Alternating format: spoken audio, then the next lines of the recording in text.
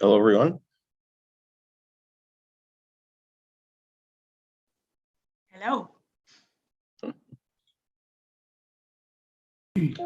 Hello. Hi, Kay. Hi. Hello.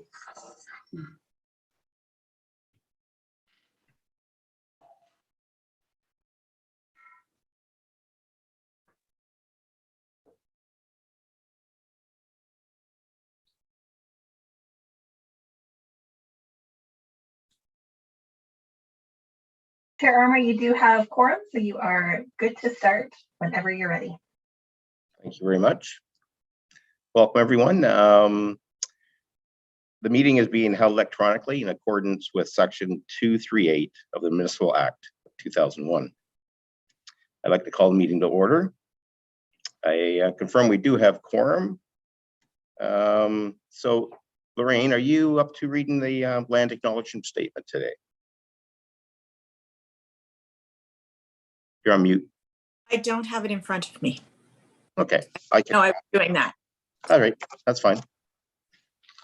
So I'll read it. I would like to respectfully acknowledge that we are on the traditional territory of the Anishinaabe under the terms of the Robertson-Huron Treaty number 61 of 1850 and the Williams Treaties of 1923. We commit to acknowledge, learn, educate, create opportunity, honor sacred places, and take actions towards real truth and reconciliation in support of a commitment to walk in the path together in respect, peace, harmony for future generations. So the clerk has movers and seconders for all the motions. Does anybody have any objections to that? Not seeing any. Good. Moved by Lorraine Blondin and seconded by Laura Shaw. It is recommended that the Accessibility Advisory Committee meeting dated November 23rd be adopted and printed as circulated. All those in favor? Aye. And that's carried. Do we have any disclosures of pecuniary interest today? Don't see any. Number 4 is deputations. We don't have any of those, so we're going to jump right into previous business. Number 5, it's recommendations referred back to committee by council. 5.1.1. Did I read the recommendation now, Crystal? Okay.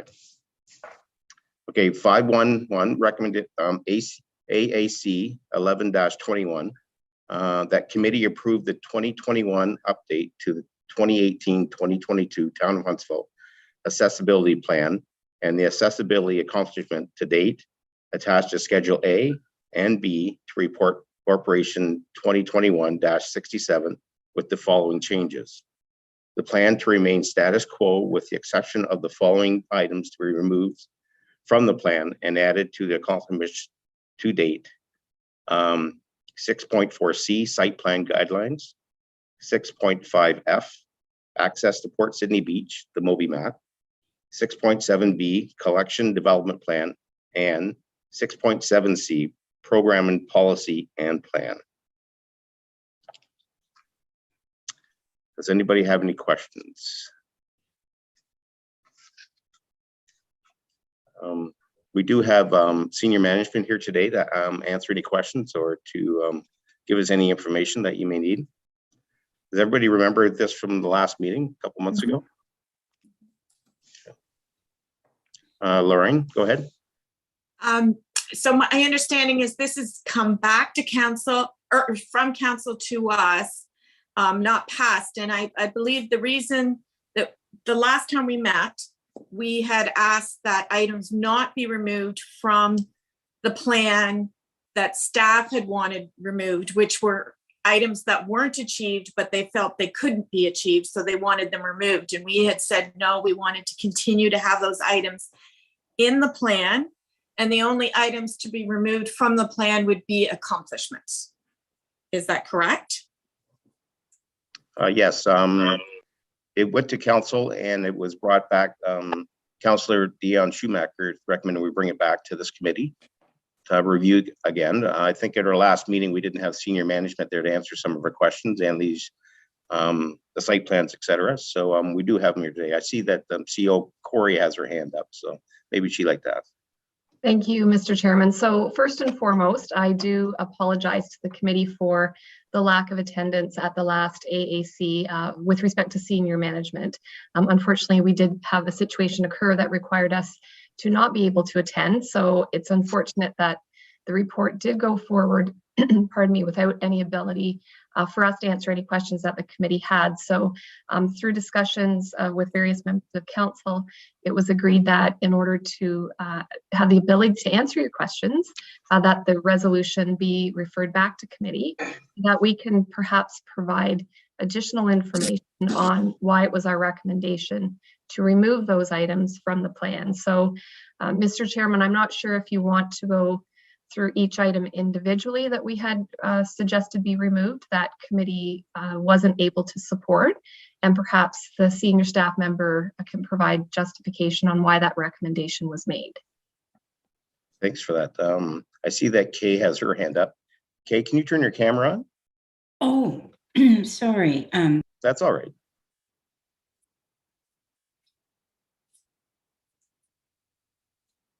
Do you have a question for us, Kay?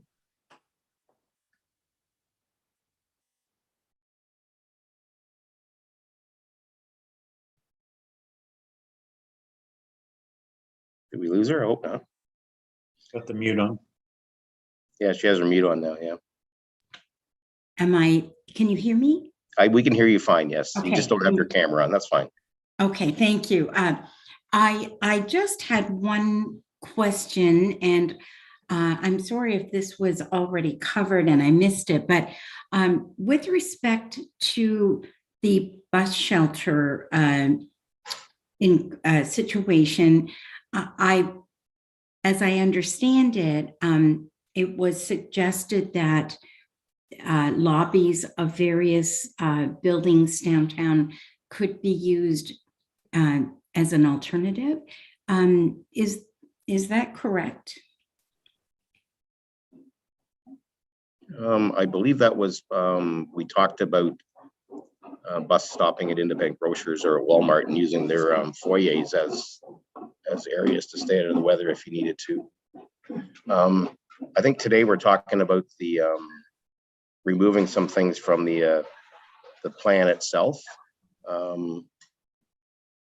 Does anybody have any questions about that stuff? I know that some of the information was brought forward from past committee members, and I just want to make sure that what we're removing are actually accomplishments and have been fulfilled and not setting us up for anything. CEO Corey, go ahead.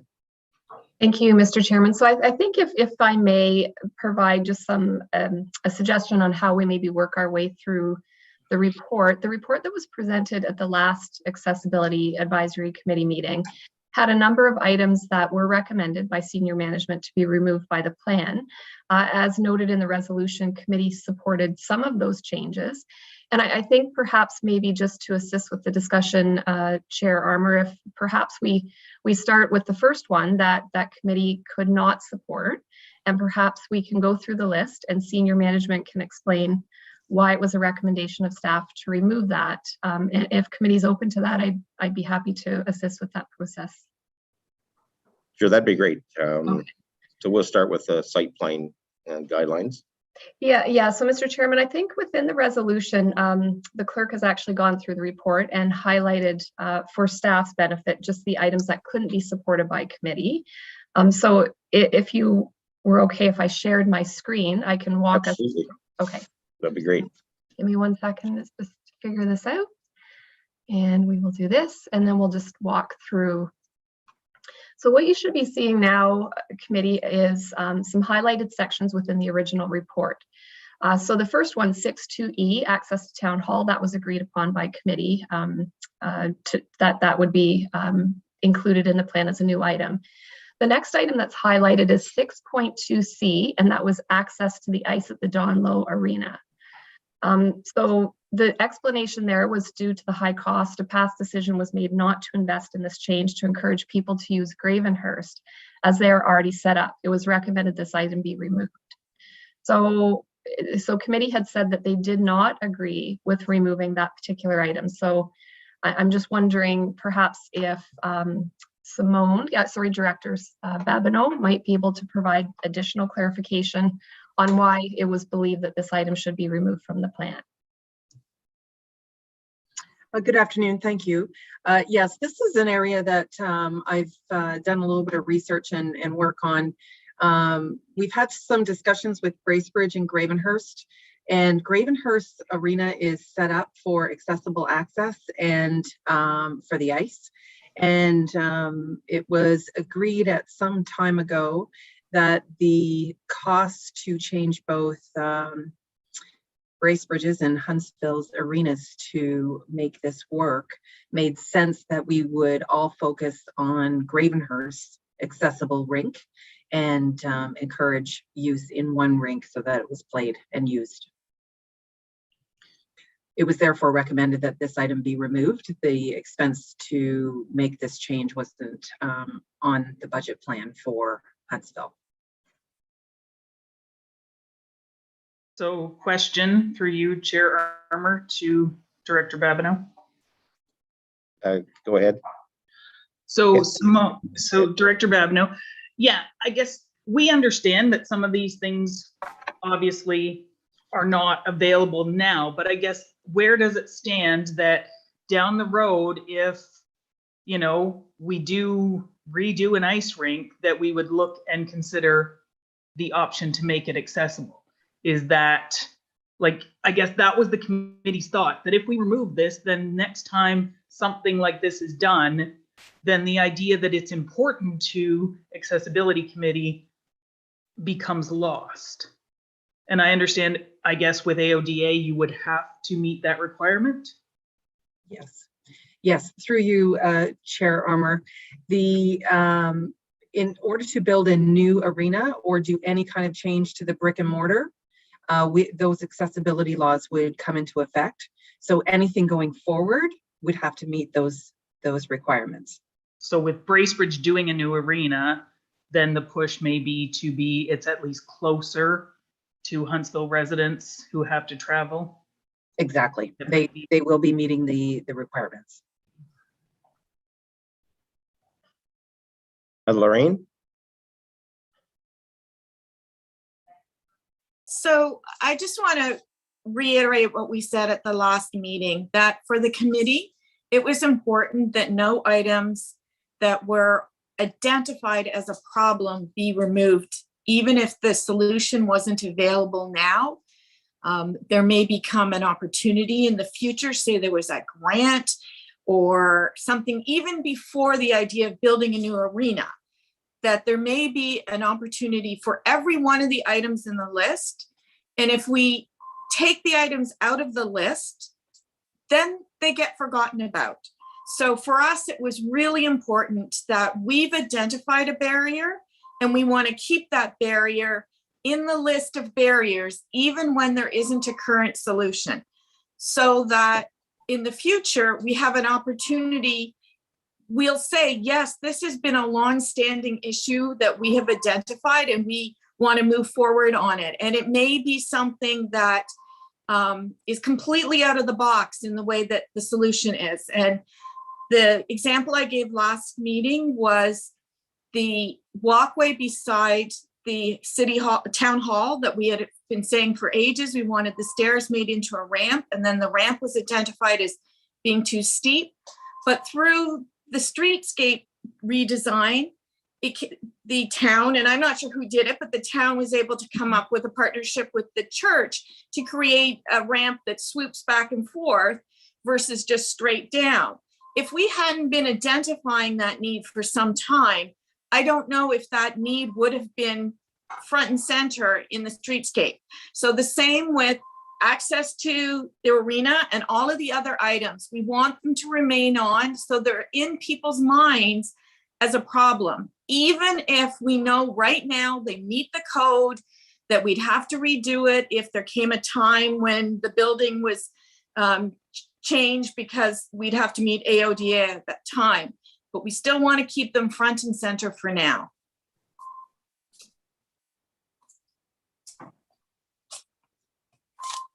Go ahead, John. The issue with the accessibility, are we talking with respect to accessing the ice surface? I believe it is.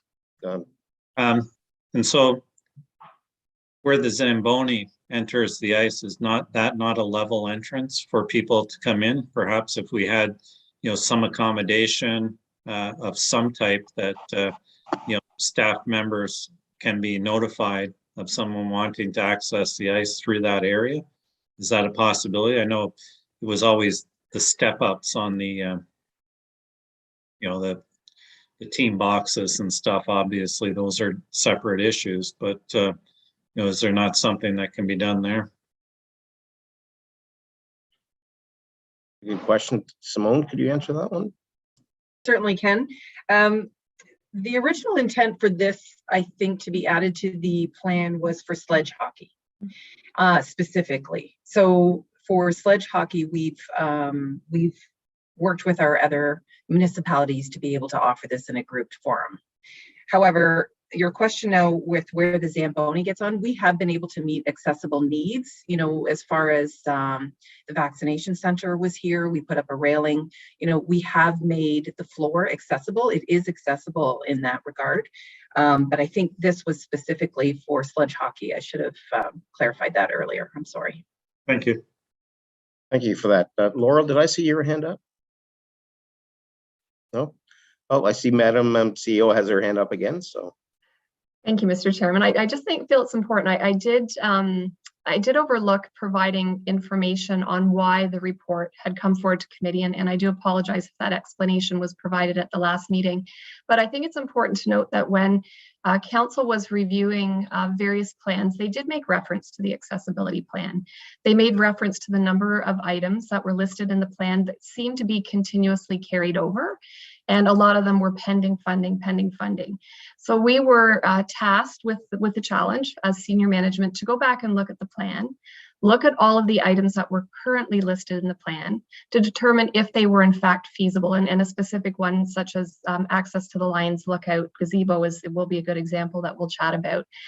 So what we did as senior management is we looked at what was in the plan, determined, is it something that would be feasible? Were there alternative options such as accessing, the Gravenhurst Arena for things such as sledge hockey?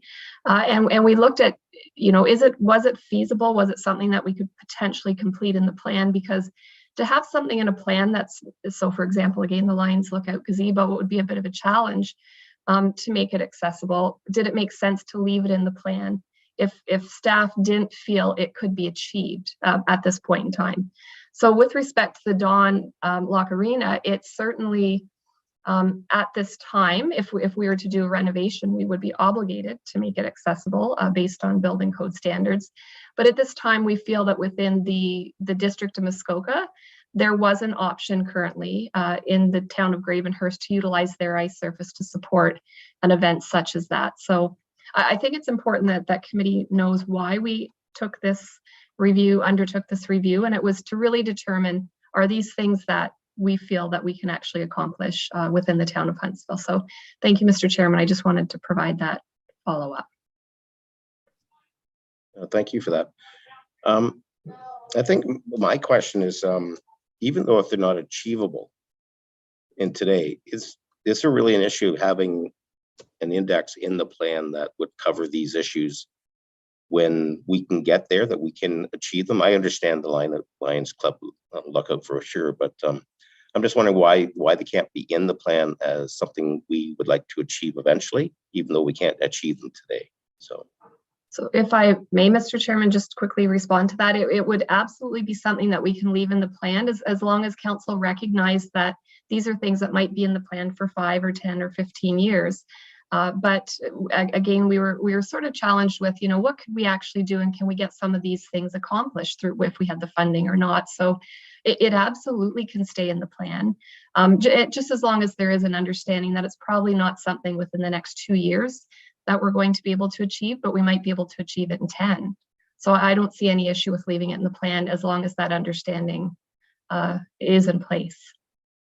I really think that's what the committee really wants. They just don't want to see them get lost in the shuffle. So if they go out of the plan and then there's a changeover of committee members a changeover of council, and then these things get lost and unfortunately don't come up until we're doing renovations again, and then comes back. So I think that was one of the main concerns. I see Councillor Schumacher would like to make a comment. Yeah, thank you. Through you, Chair Armour, to CAO Corey. I mean, yeah, that's basically why we had done this the way we've done it, because Director Hernan's leaving next year, and you know he's the one who had gone around with Debbie Kerwin and addressed some of those bus stops and where is the paper and how does it get lost with the next director coming in, how relevant that is to this committee. For example, 6.2D, access to council chamber elevator. We understand that it meets code at this point, but this committee's never met in council chamber.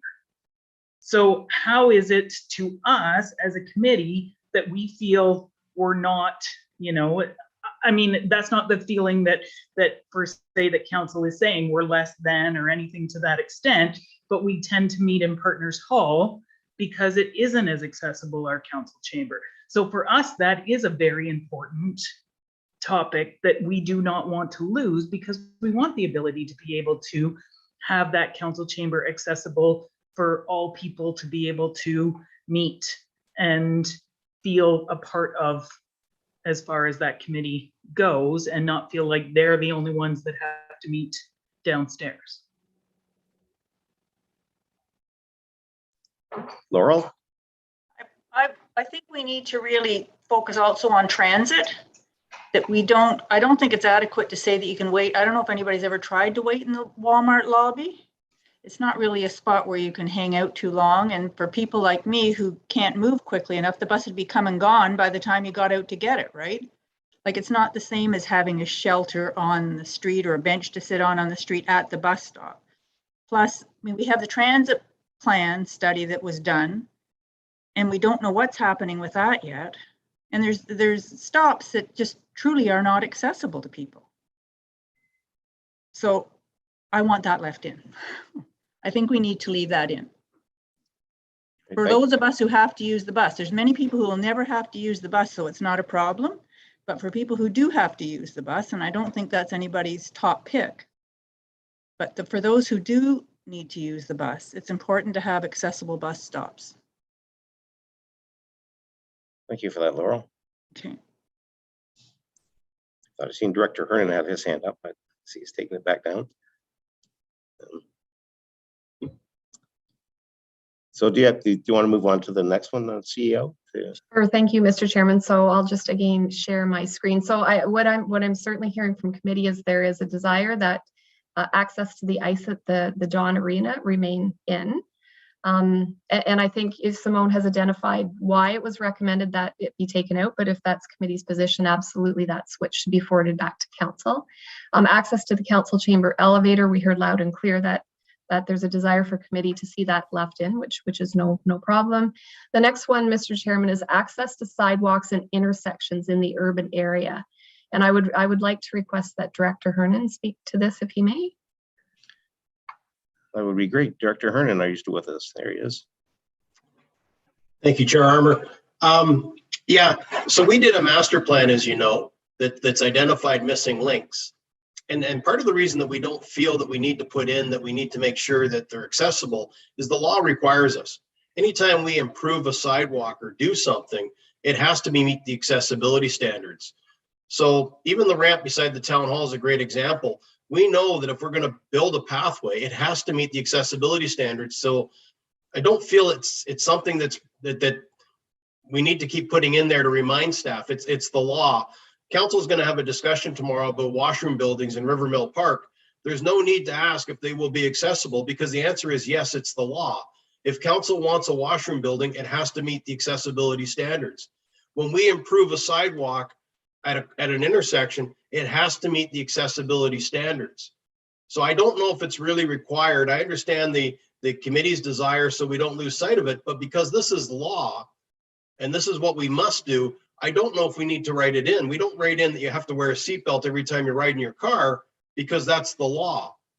So part of the reason that we feel that some of this can come out is because it's simply the law. It has to be done. And I don't know if we need to remind ourselves of that every time. So that was the thinking behind that. We do have a master plan on sidewalk and missing links. Council's approved it. We will be working through it as per the chart and fixing them up as we go.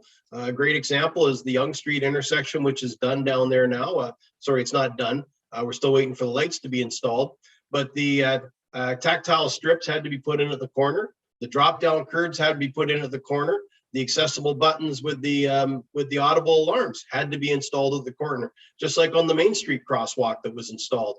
So I don't know if we need to tell staff every time that it has to be built as per code and law, because that's the requirement. If we want to build something, it's got to meet the standards. Thank you for that. Lorraine, go ahead. So I don't think it's so much saying that when you build something, it has to meet the standards. It's us saying we need more sidewalks.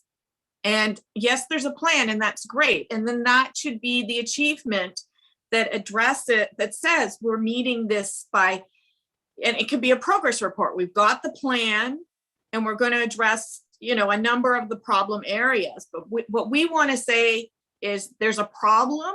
We don't want to forget there's a problem. It's not about when it gets built, it's done to code, because we know it's going to be done to code. It's when is it going to be done, more than how is it going to be done. Right, so you're looking at something, some dates on it or something of that nature? Go ahead, John.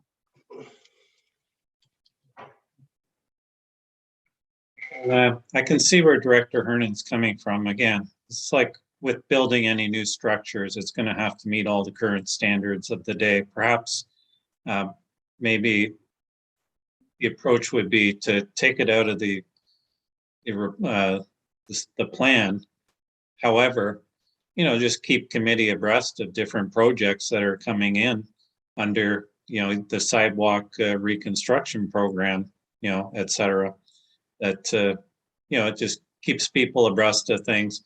Like you're right. I mean, I saw the work going over at Yonge Street, and that was the first thing I noticed was that all the accessibility requirements were being met by them. I saw, you know, 6 guys out there, there's 6 workers out there beforehand, you know.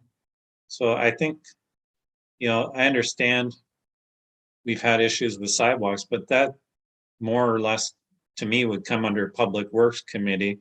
And because it is the law that they have to make them a certain way, then again, I'm satisfied with it. No different than any commercial development has to make accessibility requirements under current construction.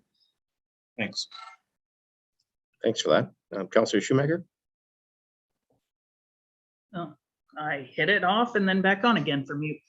So through you, Chair Armour, I would agree with Member Gallagher that, and I agree with what Director Hernan's saying. We understand that all new ones are created, have to meet code. I guess I'm thinking, so sitting on the district accessibility committee, for example, the updates for when they do have money and they redo, I guess they prioritized which ones have the audible signal the district has done. So I know most recently, I believe, is West Road and Haynes for Huntsville.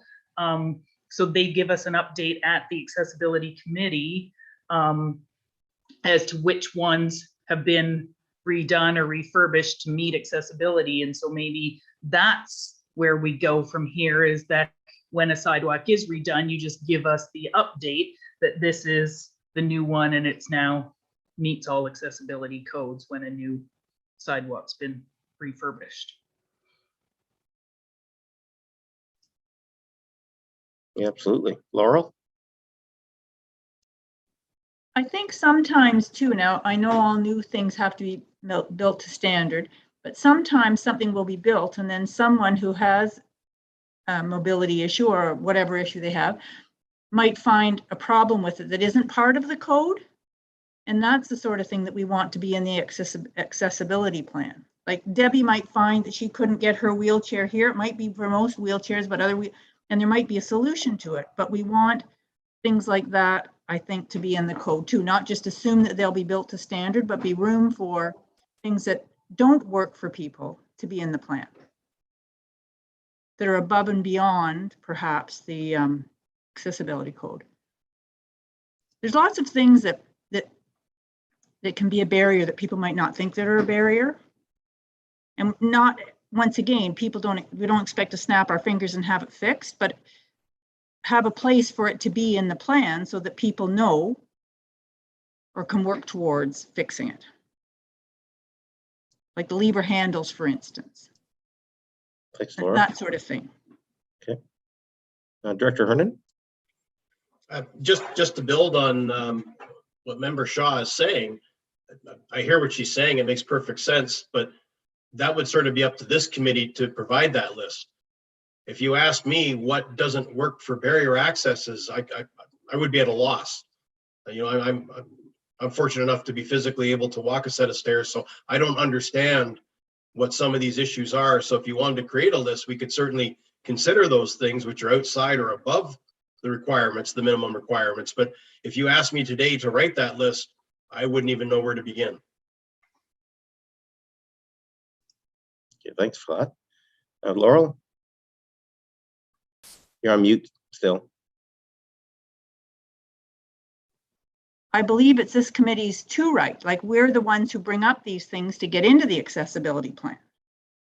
Right. Generally, it's been this committee who's put them in there in the first place. It's not been staff who put them in, we put them in. And it's staff who look for ways to make them happen, I believe, and look for funding and whatever happens. But it's not for staff to write those things. It's for us to have a place to have them acknowledged and looked into. Right. But we'll do that. Okay, good. Well, there's good conversation going on here, but CEO Corey, you like to jump in here. Thank you, Mr. Chairman. So what we hear loud and clear, I know it says in the document, in the report, access to sidewalks and intersections. And the reason that senior management had suggested it be removed is because the needs assessment has been completed. Information that was provided through the AAC was provided to the consultant that completed that plan. So the reason it was suggested it be removed is because technically we would have it in two documents, which is fine. If the desire of the committee is for it to remain in the accessibility plan, that's fine. But we do have we do have a needs assessment that's been completed with respect to sidewalk connectivity. So, Mr. Chairman, I do hear a fair amount of desire to leave this particular item in the plan. So if you'd like, we can move to the next item unless there's further questions. Go ahead, John. Question through you to CAO Corey.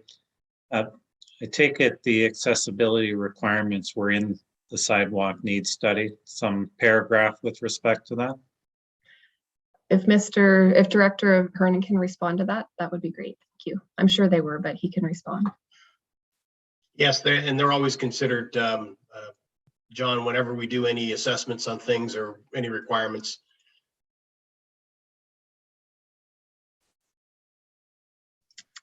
Thanks for that.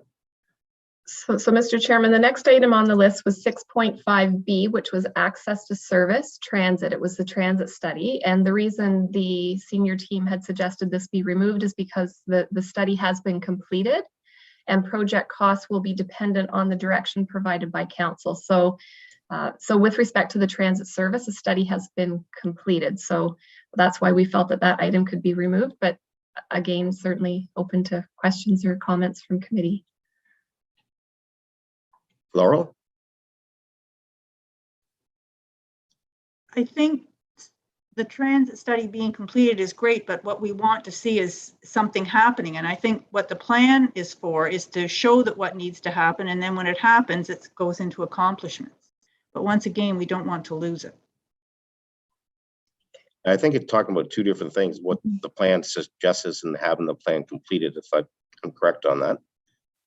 So the plan is corrected or has been completed. So now that accomplishment has been met, and now it goes to council and approved funding, et cetera.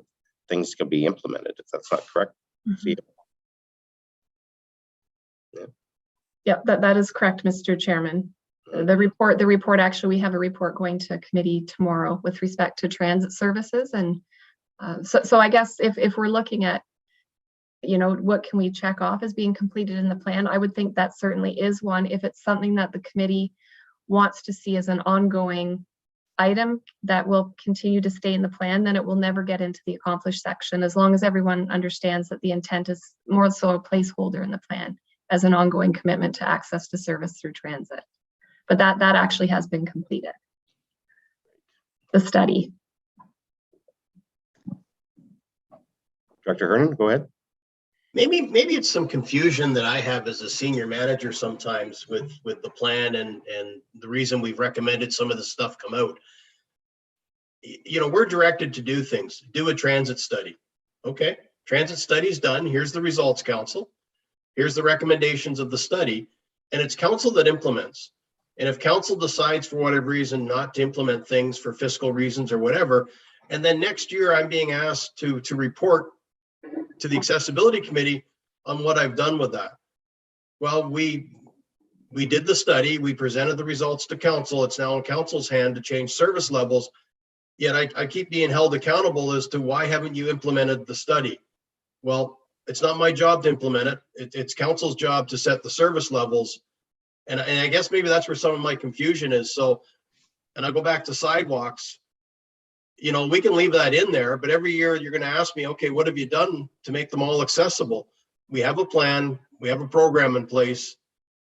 It's all pending on funding, which everything is in this world, and it's direction from council. So, you know, I keep getting asked by you know, the staff involved in this committee, what have you done with this? Well, why haven't you implemented the transit study? I mean, many people have said that to me. Steve, why haven't you implemented the transit study? It's not mine to implement, it's council's. I take reports to them. I tell them this is the study. Here's the phasing. Council's asked some questions, so we've got another report going back tomorrow with answers to it. But why hasn't Steve Hernan or the physical service director implemented that? It's council needs to say implement it.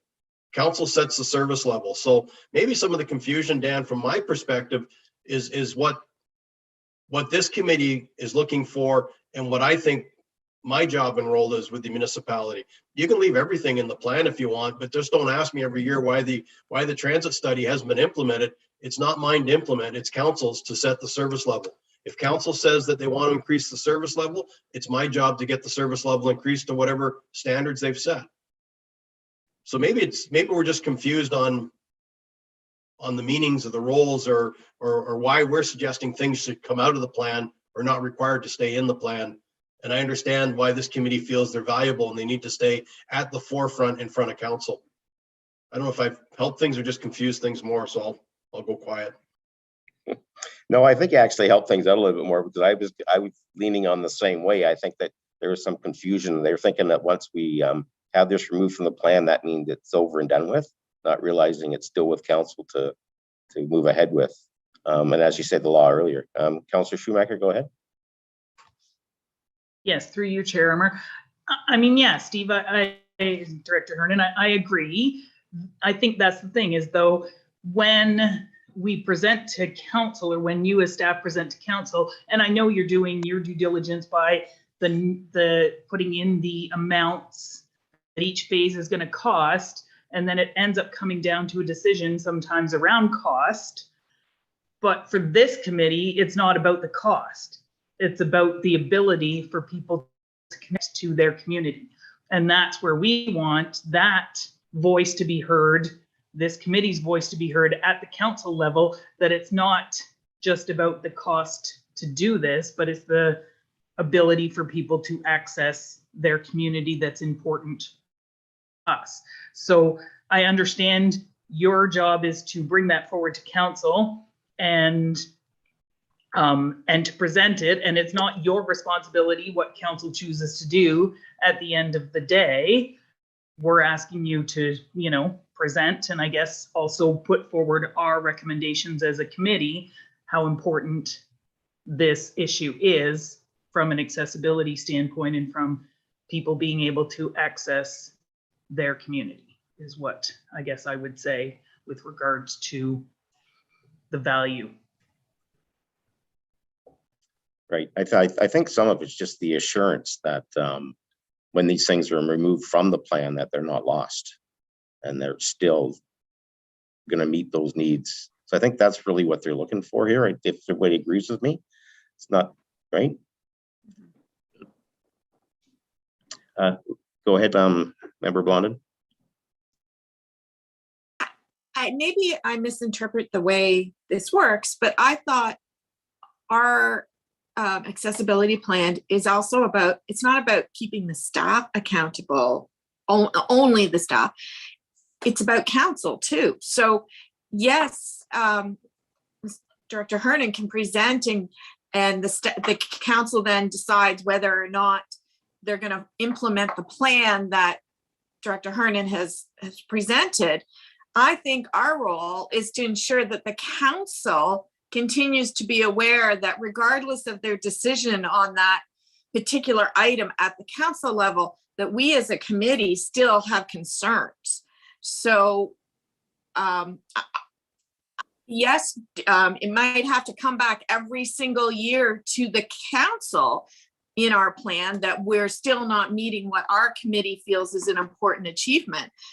But I don't think that's a reflection on the staff. I think that's actually the reflection of the council and the council being accountable to the community to address the accessibility issues that we flagged. Right. Member Gallagher, go ahead. And go off on a little tangent here. With the work that the committee, the positive work they do, and I think, it seems to come back to the issue of, is funding available, and will council support this project or that project every year? Is there an allocated percentage of the overall budget to deal with accessibility issues? We have each of the departments provide, their own budgets accordingly. But should we be looking at a percentage of the budget for accessibility, even, 0.5% or whatever that will work out to? Just a question, because it always seems to come back to getting things done. And, again, we've got the transit. Well, if, part of the money in transit is going to be broken between operations and one bus stop a year, then that's achievable. And again, it doesn't have to be huge amounts, but anyways, that was just some thoughts that I had. Yeah, thanks for that, John. I see you sparked up Director McKenzie's hand, so I'm sure she has an answer for that.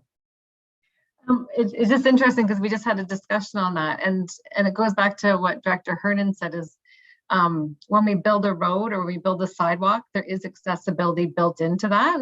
So it's built right into the cost of that project.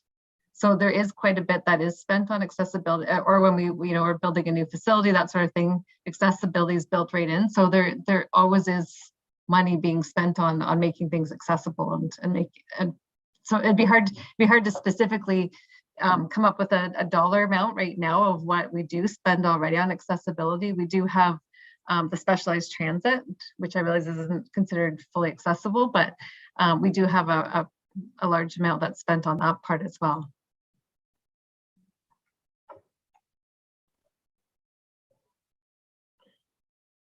Follow up, Member Gallagher? Oh, you're on mute there, John. So in that regard, again, if we have a certain amount in the budget that's attributed towards transit, perhaps if that was further broken down to show, that of the, I guess, the need for transit, it's not only the service, but sort of upping the system on these shelters and, locations. And again, that could be spread out over a few years, but then you've got a firm commitment to take, say a bus shelter is, I don't know, $2,000. Every year you spend $2,000 of your transit budget, and it's allocated towards shelters. Just a thought. I see Member Leslie has her hand up. Are you there, Kay? Yes, thank you. I'm so sorry I can't get my video on. Sure. But I did want to add to I think Lorraine and Laura's comment regarding the need for specific items, perhaps, and I think we're heading in this direction to be left, on the list. And I agree that anything that will go forward will be automatically accessible. However, the bus shelter, I think, is one point in question, in that for blind people, or perhaps people who may take a longer time to realize when the bus is there, a lobby may or may not be fully accessible for someone to wait. I don't think the bus driver is going to go into the lobby to see who's waiting. So in that respect, I think it would be very difficult, for depending on the specific disability, for someone to find that, user-friendly or accessible.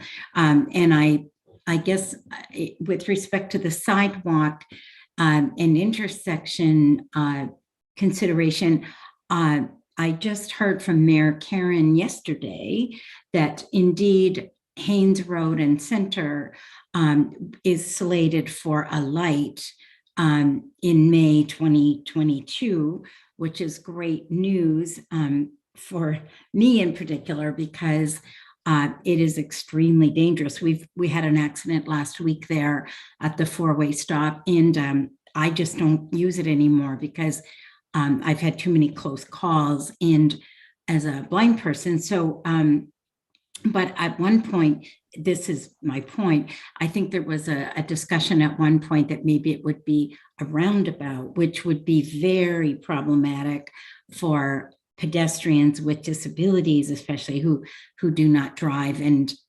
try to get through that. So I'm very pleased to hear that there will indeed be a light in there come the spring. But again, I could see where that could have gone badly for people with disabilities had it been a different decision. So just making that point that, I think whereas it may be a good decision, it may create barriers for some individuals. So thank you. Thanks for that, Kay. Just at the, just a minute, Laura, I'm just curious, is everybody okay with the transit study being removed from the plan here? I'm hearing that it is completed, the transit studies. I think it's two separate issues that we're dealing with here. The transit study's been completed. And then going forward, it's in council's lap now to implement the study itself, or in stages, etc. But I can't see leaving it in the plan it seems redundant to me, but anyhow, just my opinion. Member Shaw, go ahead. So if we take out that it's been completed, when could we put back in that we want the six, like we need something back in there that says we're going to do some of the things, or the accessibility things, right? So, and the other thing is that it's not always brand new stuff that we have to worry about becoming accessible. It is some of the things that are already there that might not take lots of money, but will take some money to be accessible. Like Debbie says, there's some bus stops where she'd have to sit on the side of the road and wait for the bus because there's no way to get up off the road onto the sidewalk to wait for the bus. So that's maybe not going to be a new bus stop, but it could be made more accessible if it was part of somebody's budget somewhere, right? So I think that's the sorts of things that if you put money aside on a budget, it's not just about new stuff. I know that's what the law says, but I think as a committee and generally as the town have tried to go a little bit above and beyond in certain circumstances to do things that need to be done, to make it better for other people to be able to access their community, or to get around, or to do what they need to do in life. Right, I hear that. But I think that those are actually two separate issues. I think making our bus stops accessible and having this transit study done. But I see Madam CEO has her hand up again. Go. Thank you, Mr. Chairman. So I think that Member Shaw has hit it right on the head in the fact that some of the things are not specific. So maybe what's happening is some of the items in the plan are a little bit too general, perhaps. And, you know, when I think of, okay, the transit study, I think it's fair to say that has been completed. The transit study has been completed. Maybe the next step is then the Accessibility Advisory Committee would provide their feedback on what they would like to see implemented out of that transit study. That could then be discussed at council. So I think that the plan is great in many ways, that some of the things are specific. But for example, I'll just jump ahead a little bit when it comes to access to town dock at 20 Park Drive. So it says that that item has been completed. So what type of access, and I can have one of the directors speak to it, but I think maybe it's a list of being more specific about the actual action items as opposed to generalities, because if we do things like access to sidewalks and intersections, that, as Director Hernan noted, we're obligated when doing new construction that we have to make sure it's accessible. It's law, it's legislation. But if committee wants us to sort of expand on what's been presented in the sidewalk assessment study and do something over and above that, that's what the committee should be recommending, that they want us to do certain specific things. So I think the other thing I've heard, Mr. Chairman, through this discussion is the desire for council to make some kind of commitment to improve accessibility. Is that a contribution to a reserve? Is that a specific, even though, as Director McKenzie noted, that's all included typically if there's new construction, that's already included in the cost of that. So we don't need to set money aside. But I'm sort of hearing that what committee might be looking for is a commitment from council to say, yeah, we're going to put some money towards some of these accessible items that are listed in the plan, or that might come up in the future. So if I've misunderstood, I would like committee members to confirm. And if I haven't misunderstood, then that's certainly a message that Councillor Schumacher and Chair Armour could take back to council and say, this is what we heard from committee. You need to put your money where your mouth is. And if you're going to say we're going to do this in a plan, you have to put the resources behind it to fund it. Because that's why we as a senior team, I think we're challenged by council saying we've got all these items in the plan, but they're not getting done. And we're saying, well, they're not getting done because some of them are not getting done because of funding and no financial commitment. So kind of goes hand in hand, I think. We need a plan to fund some of these items. Councillor Schumacher? Thank you, through you, Chair Armour. Yeah, I mean, I think it's exactly what you are saying, Denise, or sorry, CAO Corey, and sort of what John, Member Gallagher, had alluded to, is that putting that 5% or whatever away, and I mean, as Director McKenzie mentioned, all new projects, it's incorporated, which is great. But where is that fund for us to dip into to say, hey, you know what? Let's look at a sidewalk here that's already a sidewalk, but how can we make it more accessible, and what funds can we dip from that is accessibility funds to refurbish some of the older things that are in our community? And yes, grandfathered in because they do meet the standard, but how do we change it if we have, you know, a lot of complaints, like Hunter's Bay Trail has been a huge complaint most recently, and I know we're piecemealing it when a little bit of money comes up or a little bit of grant here and there. We're trying to make it, you know, as accessible as we can, but maybe there's a lump sum we can use to just do it and get it done, right? That's, yeah, I think where we go and are able to hopefully present to council that these are important to this committee because, and sort of listing those reasons why, so that we do not lose that. Great. Thank you for that. There's seeing the other hands up. Is your hand up now, Kay? Director Hernan, go ahead. Maybe just to build on what Councillor Schumacher is saying, and what would help me in my role down here is a priority list from this committee. I mean, it's great to say implement the transit study. I mean, that thing's got so many different faucets in it. But if you could maybe every year come up with your 5 hot items or your priority items and review it, you might come back and say that the most important thing to this committee is a bus shelter at Main and West. And that's your priority. It would certainly help council, and it would certainly help staff when we're trying to solve problems. And I'll use sidewalks. We're looking at the intersection that Kay Leslie spoke about. We're looking at Meadow Park next year, and we're looking at a piece on Florence Street, because that's what we've slated as priorities. But if this committee said, here's our 5 priorities, and it happened to be a bus shelter somewhere, that would change possibly the way I'm thinking as to where the money needs to be spent. We've got a small pot of money with, I get about $5 million. I say small, it's a large sum, with about $20 million worth of ask every year. And we're trying to balance every committee's, every resident's needs, roads need studies, bridge needs studies. Maybe if this committee focused in, and rather than say implement the transit study, what is the piece of that transit study which is really key to you? And I know it would help council too. We're looking right now at expanding the modified bus service. It's council's asked for the costing on it to match the regular transit service hours. Is that your priority, or is your priority a bus stop?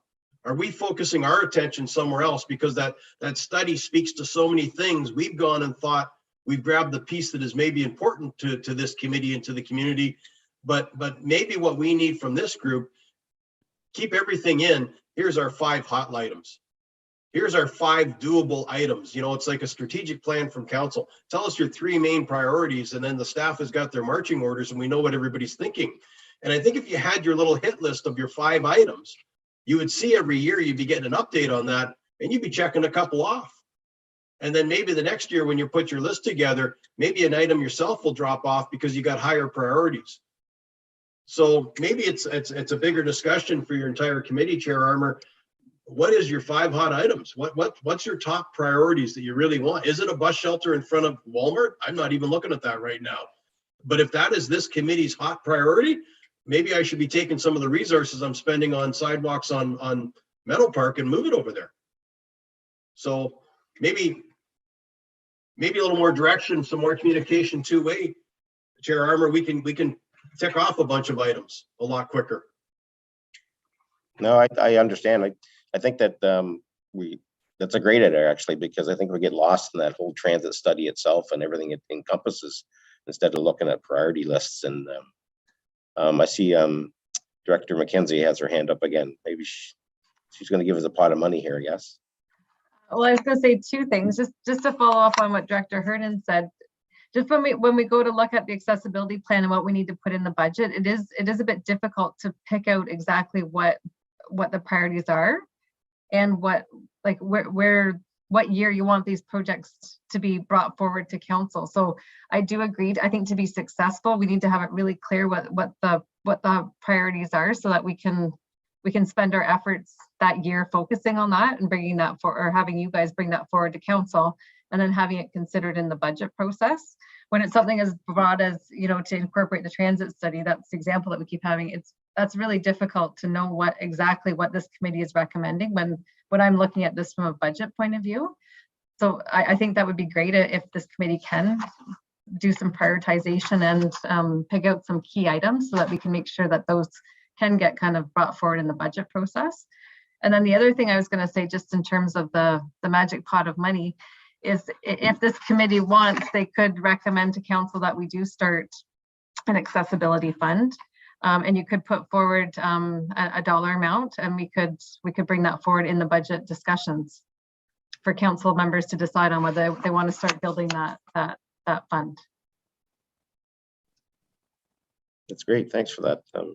Great idea. So I'm just curious now, if we were to, so we could actually pass the transit studies being accomplished, but then have that as a standing item for our next meeting to review the transit study and come up with our want list out of those. How's the committee feel about that? I know we're going to be late for the 22 budget, but at least we know going forward that if it's a sidewalk, as Director Hernan says, that we would like to fix, and maybe that's on the docket for next year, and we're already going to check that one off. So he's got his hand up again. So I don't want to push it, Chair Armour, but we're having a discussion on transit tomorrow, and part of it is increasing hours for the modified service. Maybe later in your meeting, you need to have a discussion with this group. Maybe I've been focusing it wrong. Maybe rather than that $30,000 or $40,000 earmark for that, if it's a bus shelter, tell us. You know, I appreciate that we're going to put a list together, and I think it's fabulous moving forward, but I just remind you that tomorrow at this time, we're going to be discussing about transit. And I'd hate to be having council buy into something and thinking we're moving forward. And then next month you get to your committee and they say, well, that's great, but that really wasn't our priority. So maybe if you got time at the end of the meeting, you should have a discussion as to what the priority on transit is from this committee's perspective. It would certainly help yourself and Councillor Schumacher tomorrow at the committee meeting. Sounds like an awful long meeting to me. Chair CEO, go ahead. Thank you, Mr. Chairman. So I have a suggestion. It's kind of in line with what Director Hernan has suggested. We do have a report going to General Committee tomorrow. However, based on the discussions that took place today at this committee, Councillors Armour and Councillor Schumacher could suggest that no further action be taken yet on the direction on the transit report to allow this committee time to actually review the information in the study and to make recommendation on what they think is the focus. Is it the bus shelters? Is it the 1 hour turnaround transit time? Is the expansion of transit? Because in order to put it on at the end of this meeting, I think is probably asking a lot. That in itself is probably a full meeting discussion. So keep in mind tomorrow the report's coming for information. And if there's a desire to hold off on a discussion on that report until this committee decides what they would like to see with respect to the transit piece from an accessibility point of view, then that can certainly be delayed. So I just want to throw that out there. That's great. Thanks for that. Councillor Schumacher. Yeah, I was going to say, I would agree with CEO Corey on that. And I mean, if that were the case too, we could call a special meeting for the accessibility so that we could then get it into the December meeting again quicker. Absolutely. I know a meeting of that, something like that, I'd personally like to try and do it in person if we could, but unfortunately, I don't see that coming up too soon because we could be jumping all over on a Zoom meeting trying to come up with priorities, but that's a great idea. Yeah, having a flip chart and being able to put our priorities would be nice. Exactly. So I guess still the question is, are we okay with, do you want to leave the transit study in there for now, or can we remove it and go down the other road of actually reviewing the transit study and then coming up with a plan going forward of our top items? I guess that's the question. Member Gallagher, go ahead. I have no issue removing it from the plan. Thank you for that. Councillor Schumacher? I would agree. I have no issue with removing the transit study at 6.5B, but maybe keeping in 6.5D when we're talking about the shelters and bus stops. Okay. All right. Okay, so Mr. Chairman, that's duly noted, I think, by Brenda or Crystal, whoever is taking notes today. So the next item with respect to the plan is access to town dock at 20 Park Drive. So senior staff are of the opinion that this item has been completed, but committee wished for that to stay in. So I'm just not quite sure if there's questions we can address on that one. It was more, we had debated it, sorry through you, Chairman, we debated it. We weren't sure ourselves because Debbie Kerwin seemed to think it hadn't been done for her to be able to access or certain people to be able to access that. So we were kind of holding off until we knew for sure, depending on how to access. It might be certain people can access it now, but others may not be. So perhaps Director Hernan can speak to that, Mr. Chairman. That'd be great if you could. So when we're referring to the dock at 20 Park, we're referring to the one directly behind the Canada Summit Center, correct? Okay. So that is a very steep bank going down. As you know, the boat launch come out for that reason when they rebuilt the road. So you could certainly, it's not a good access point, period, for anybody. And it's certainly not on our rebuild plans. I mean, that dock right now, it sits in our capital asset plan, but there's no slated rebuild plan for that. Whenever it finally is done, it's done. I do know that the Waterfront Study, which there's a presentation on tomorrow, does talk about that area. It does talk about accessible trails along the entire and connecting the Mountain View Park up to that. and then turning the road out to Camp Kitchen into more accessible, friendly access for everyone. So the dock itself, you could certainly argue it's not accessible today. I would agree with you, but I could tell you that right now there's no plans on any town books to replace that asset. It's just there because it's there. It's the old boat launch, as we know, and it's not. We don't even have a trail to it that we maintain or anything for anybody. Kids use it. The high school kids go down and sit there all day. So would we ever make that accessible? No, because when that dock is done, it'll just be pulled out. When the waterfront study is implemented, if council decides to implement it, that's at the time when all that stuff would be taken into consideration with a proper walking path and a proper access back and forth on the river, if council decides to move forward with a bridge. So I think the reason that we see that is not a priority item there. Again, it's staff looking at these things, is we see it doesn't connect to anything. It's a dock for tying your boat up when you launch your boat, but you can't launch your boat there anymore. We don't know why the asset wasn't removed when the boat ramp was removed. I guess it's because it was just there. They left it there. So at this time, staff has no intent of making it an accessible path down there, but we have no intent on doing anything with it unless we're directed otherwise by council. And that's why we're recommending pulling it out. We see no value in that location and that dock at this time. Thank you for that. Madam CEO. Thank you, Mr. Chairman. So based on the discussion we heard today and the intent of the committee to have certain items left in the plan, I would agree on behalf of senior management that we will leave this, that it would be recommended that this be left in the plan, because my understanding of committee is they want to make sure that it's not lost sight of. We might not be doing it tomorrow, but as we do these waterfront plans, the committee wants to make sure that there's consideration given to access a town dock at 20 Park Drive. The waterfront study may say take the dock out and then access isn't an issue. So I do think, Mr. Chairman, just in light of the conversation, what we heard today, it would make sense that remain in the plan and it can be noted accordingly by the clerks. Okay, thank you for that. Thanks, Director Hernan. Kay, is your hand up? No, thank you.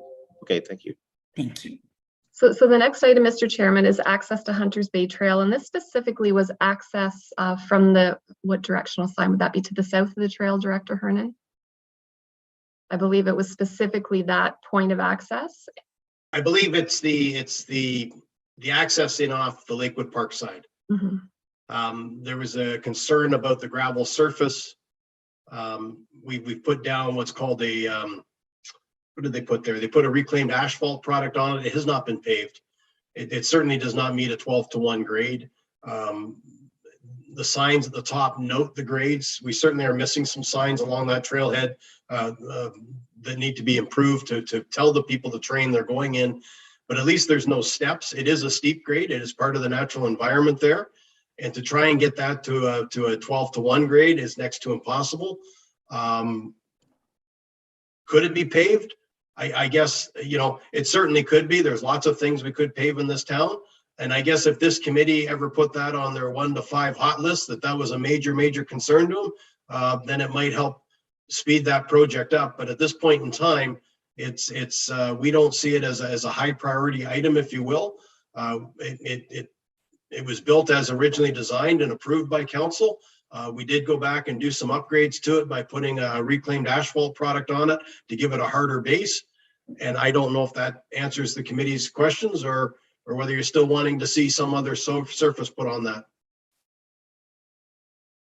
Thank you for that. Does anybody have any questions about that area? I know that it did go through and it is fairly sturdy to walk down, but I'm not fully accessible for everyone. Any comments? Not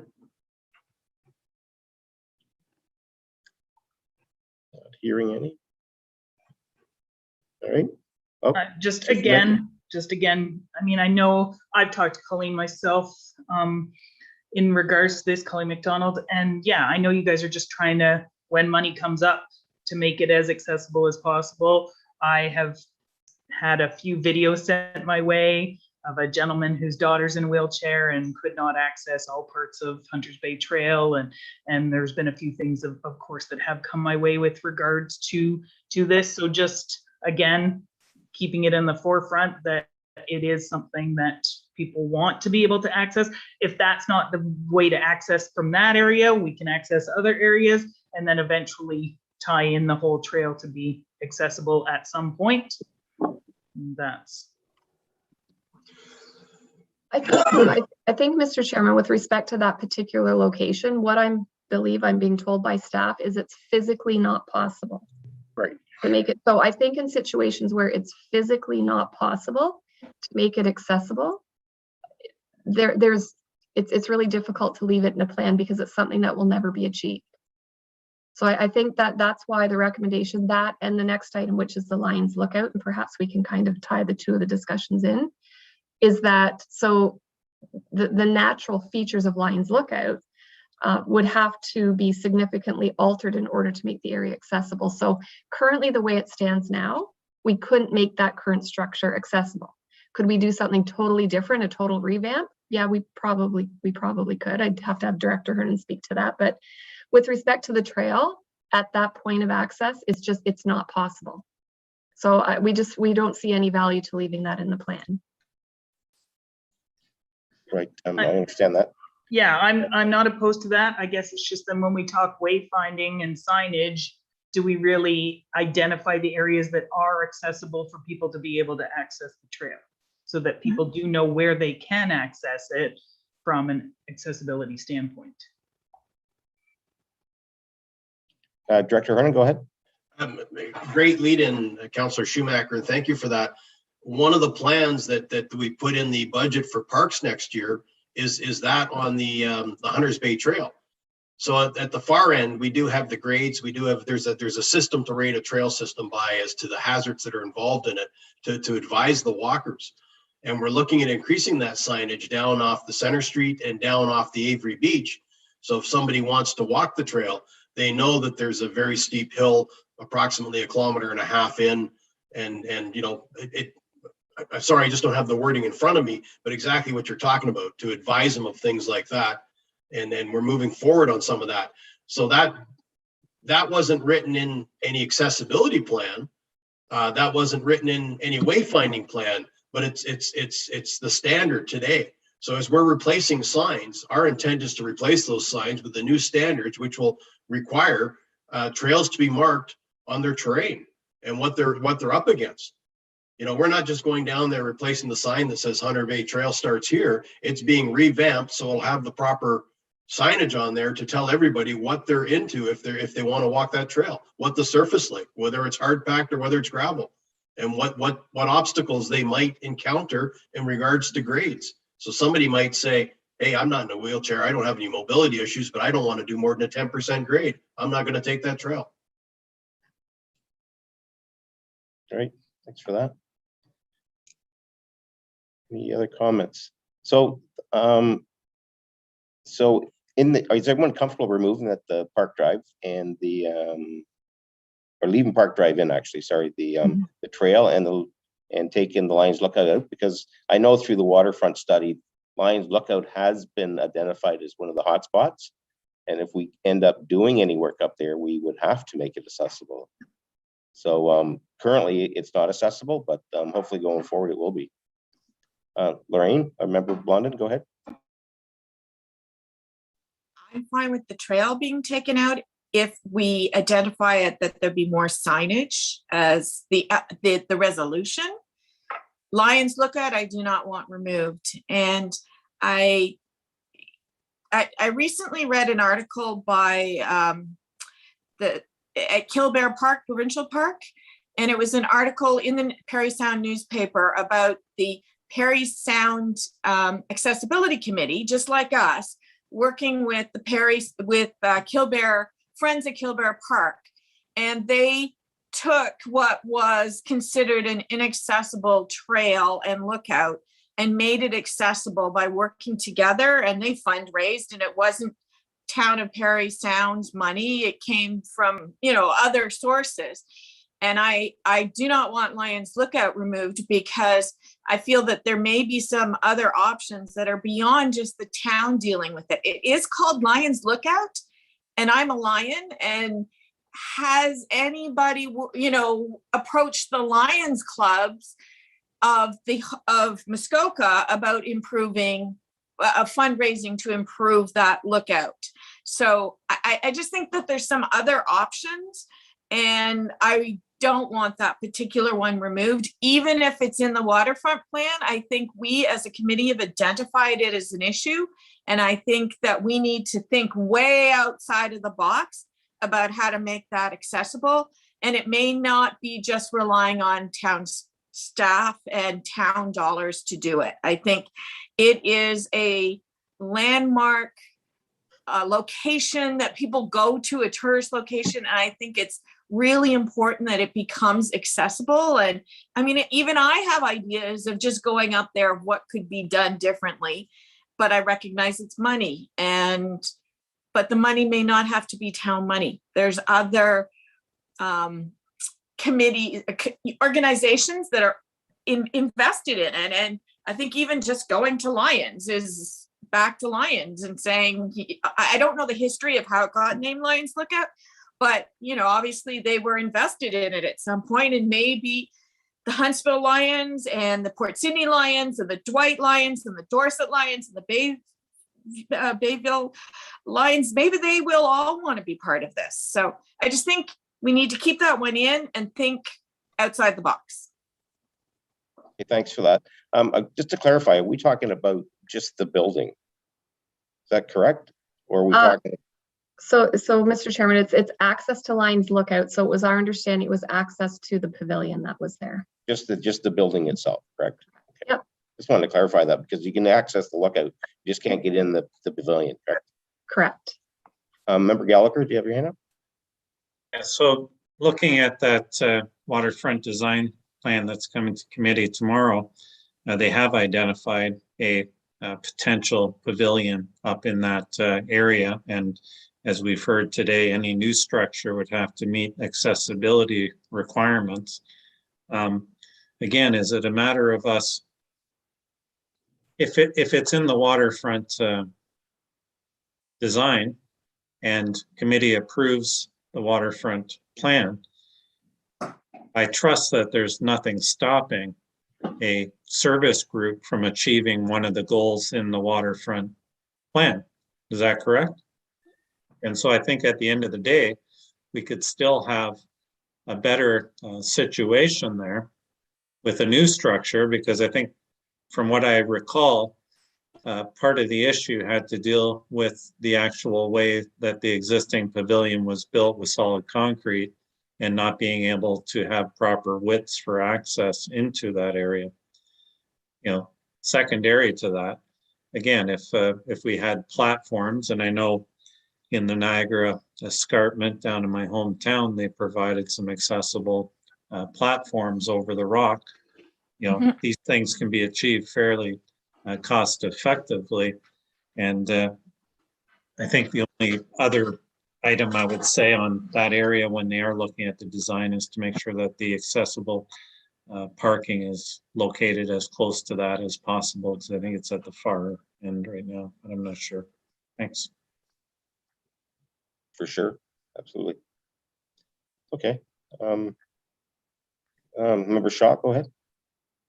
I'm just wondering if when things are removed, and if they're removed because because it's been decided that they aren't possible, are they just, does somebody just press the delete button, or are they is there an explanation, or is there an appendix or something at the back that will say that these things were in the plan but were removed for particular reasons? Like, we're not just going to press delete, are we? Or I don't know.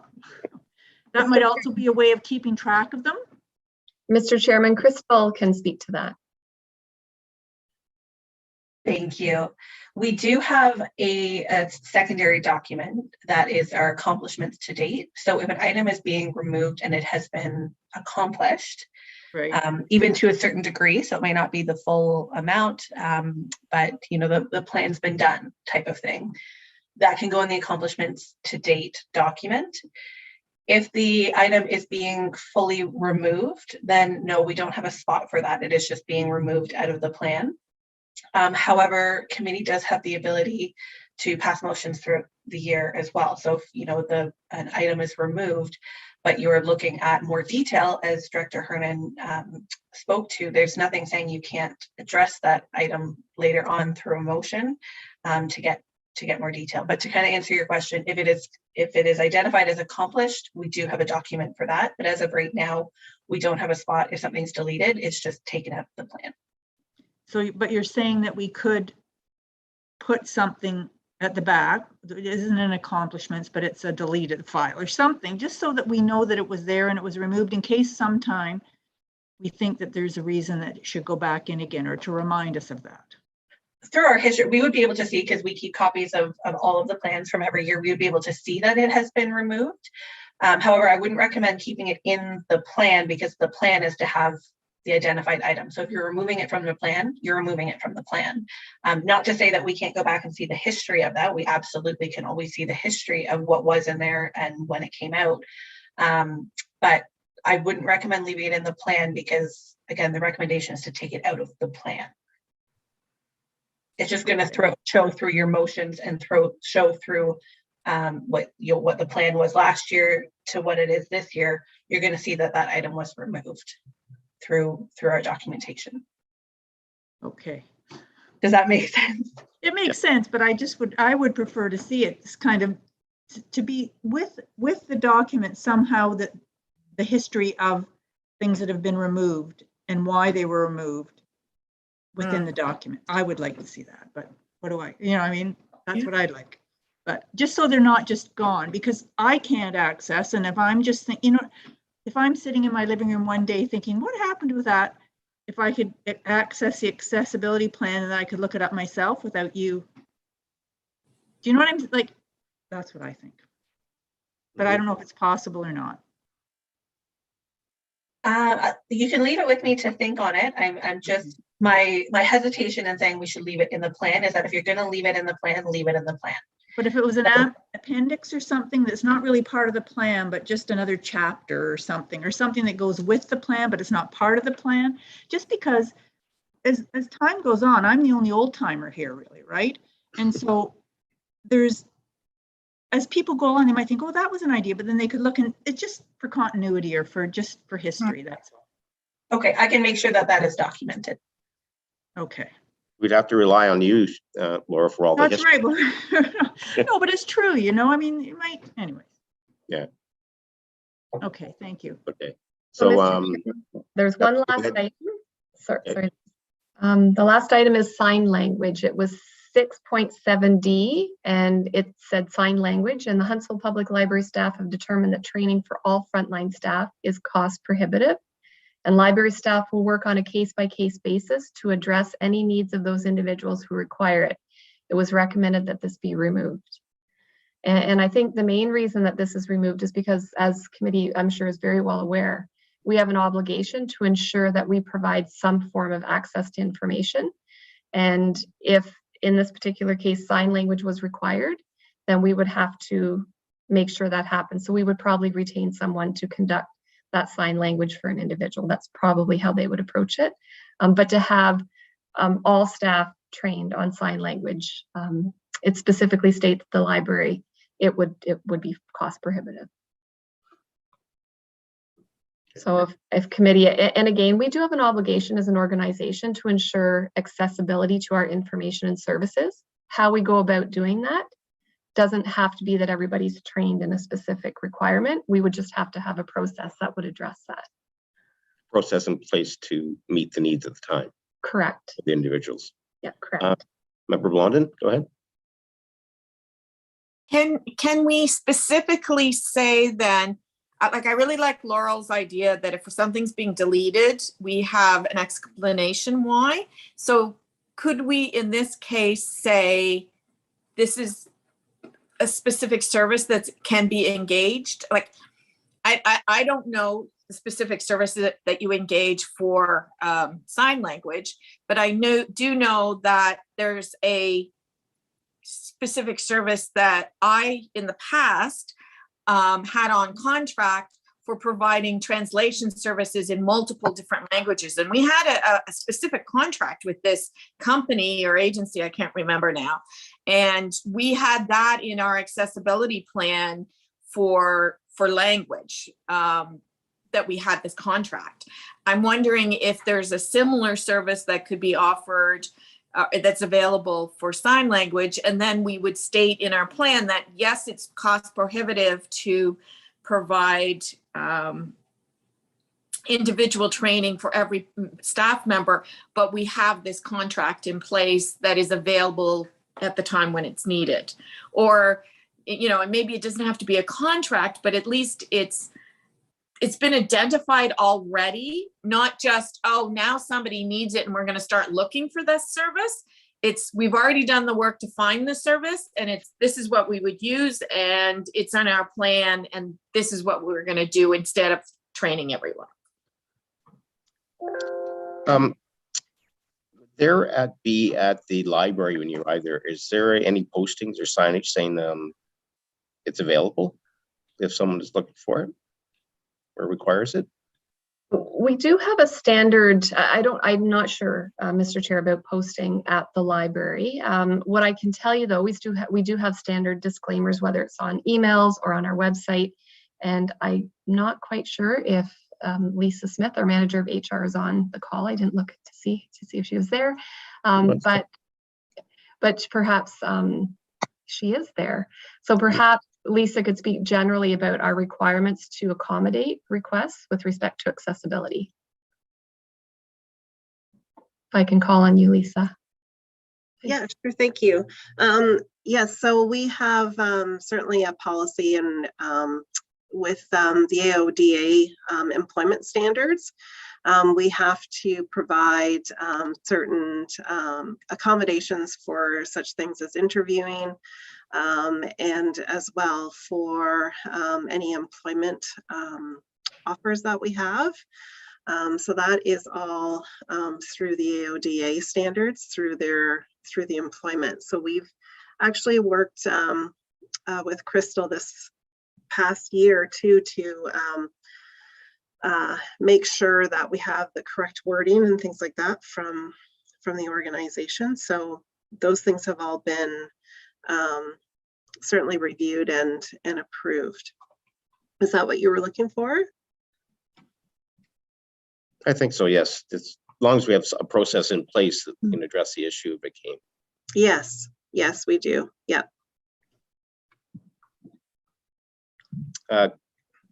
Deputy Clerk. Thank you. Just speaking to the public as well, we are required, if there are any requests for accommodation for the public, we do that as well, and that is on our website as well. Thank you for that. Councillor Schumacher. I believe it's also part of AODA under the customer service guidelines that everybody has to do their training on. Yeah. Member Leslie, is your hand up? Yes. Can you hear me? Yes, we can. Yeah. Thank you. I just wanted to comment that, whereas I think it would be very difficult to keep all staff, and up to date on sign language, it's something that if you don't use it regularly, you would lose it. And I think there's technology now that we used at the bank, for example, that would, if a customer came forward and was using sign language, it would automatically interpret it into text for the bank tellers, etc. So, and I'm sure that's come a long way even in the last couple of years. So I just wanted to say that I think, as opposed to trying to have a number of people trained and keep that up, I think the technology would probably be more productive and more inexpensive in the long run too. So I just thought I would mention that. Thank you. Thank you for that. That's good news. I didn't realize that myself. So yeah, it's good. Thank you. So, Mr. Chairman, that completes all of the items that were suggested by the AC not to remove from the plan. So if you'd like, I'll do a quick recap on that. That'd be great if you could do that, yeah. Okay, so the first item was access to the Dawn Arena. Committee has agreed to leave that in. Access to the council chamber elevator. Committee wants to see that left in. Access to sidewalks and intersections. Again, it's my understanding committee wanted to see that left in. If I've misunderstood Crystal or Brenda, let me know, or committee. Access to the transit service, the transit study. Committee has agreed that can come out because it's specific to the study. Access to service with respect to bus stops and shelters. Committee would like to see that stay in. Access to town dock at 20 Park Drive. Again, would like to see that stay in based on the waterfront study that's currently out. Access to Hunters Bay Trail, which is specifically the access point at the far end of the trail, to be removed because it's physically not an option, although we have heard loud and clear that signage is important, which will be considered during wayfinding. And access to Lions Lookout, committee would like that to stay in. Have I recalled everything correctly, Mr. Chairman? I believe you have. I see a lot of nodding heads, Everybody was okay with smiling faces. Chris, so I would ask the deputy clerk, Crystal, what is that all good? What would you need? What do you need from us? Yes, I followed along with you, and that's exactly what I had. My recommendation, Chair Armour, would be actually to substitute the motion that we had before, just to make it a little more clear that their committee's approving the plan with the following changes, and then identify all of the items that committee has decided to keep in the plan. So there's a motion to substitute and then the main motion as substituted. So very similar to an amendment, but it's actually just kind of getting rid of the old motion and kind of clean with the new motion if you're agreeable to that. I'm agreeable to that, absolutely. Okay, so if there's a mover and a seconder for the motion to substitute, then I can bring that up for you. Okay, do I have a mover for the substitute? Councillor Schumacher and Member Lupton second.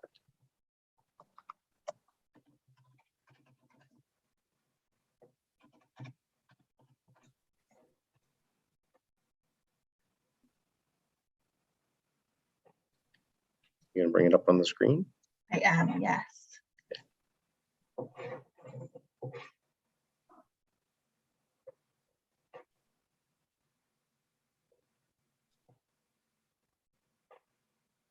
Okay, everybody see that all right? So motion to substitute, moved by Schumacher, seconded by Lupton. It is recommended that the following motion be substituted for the following. It is recommended that committee approve the 2021 update to the 2018-2022 Town of Huntsville Accessibility Plan and the accessibility accomplishments to date attached to Schedule A and B to report Corporation 2021-67 with the following changes. 6.2C, access to the Don Lau Arena to remain in plan. 6.2D, access to council chambers, elevate to remain in plan. Access 5A, access to sidewalks and intersections in the urban area to remain in the plan. 6.5D, access to service, transit, duties of the municipality, bus stop shelters to remain in the plan. 6.5E, access to town dock at 20 Park Drive to remain in the plan. And access to Lions Lookout to remain in the plan. All those in favor? And that motion carried. Mr. Chairman, on behalf of the senior management team, I would like to say thank you to the committee for the discussion, and hopefully moving forward, we can get things a bit more specific. And if committee would like to further discuss a commitment from council regarding an accessibility reserve, perhaps that's something that you can add on to.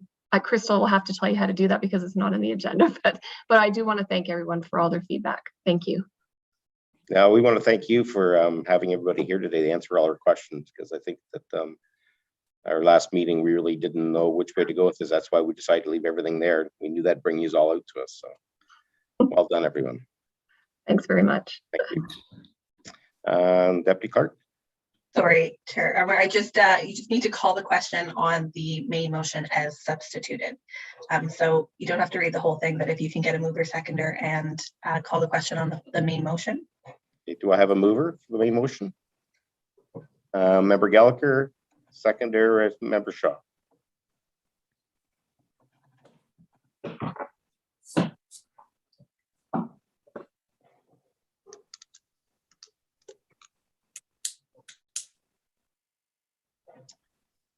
And the main motion is moved by, good to go.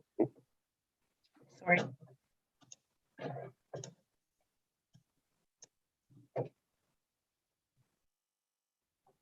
Good to go?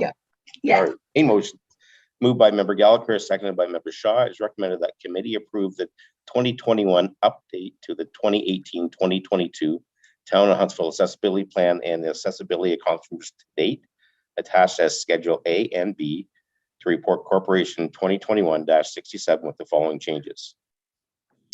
6.2C, access to the ice at the Down Lao Arena to remain in plan. 6.2D, access to council chambers elevated remain in plan. 6.5A, access to sidewalks and intersections in the urban area to remain in plan.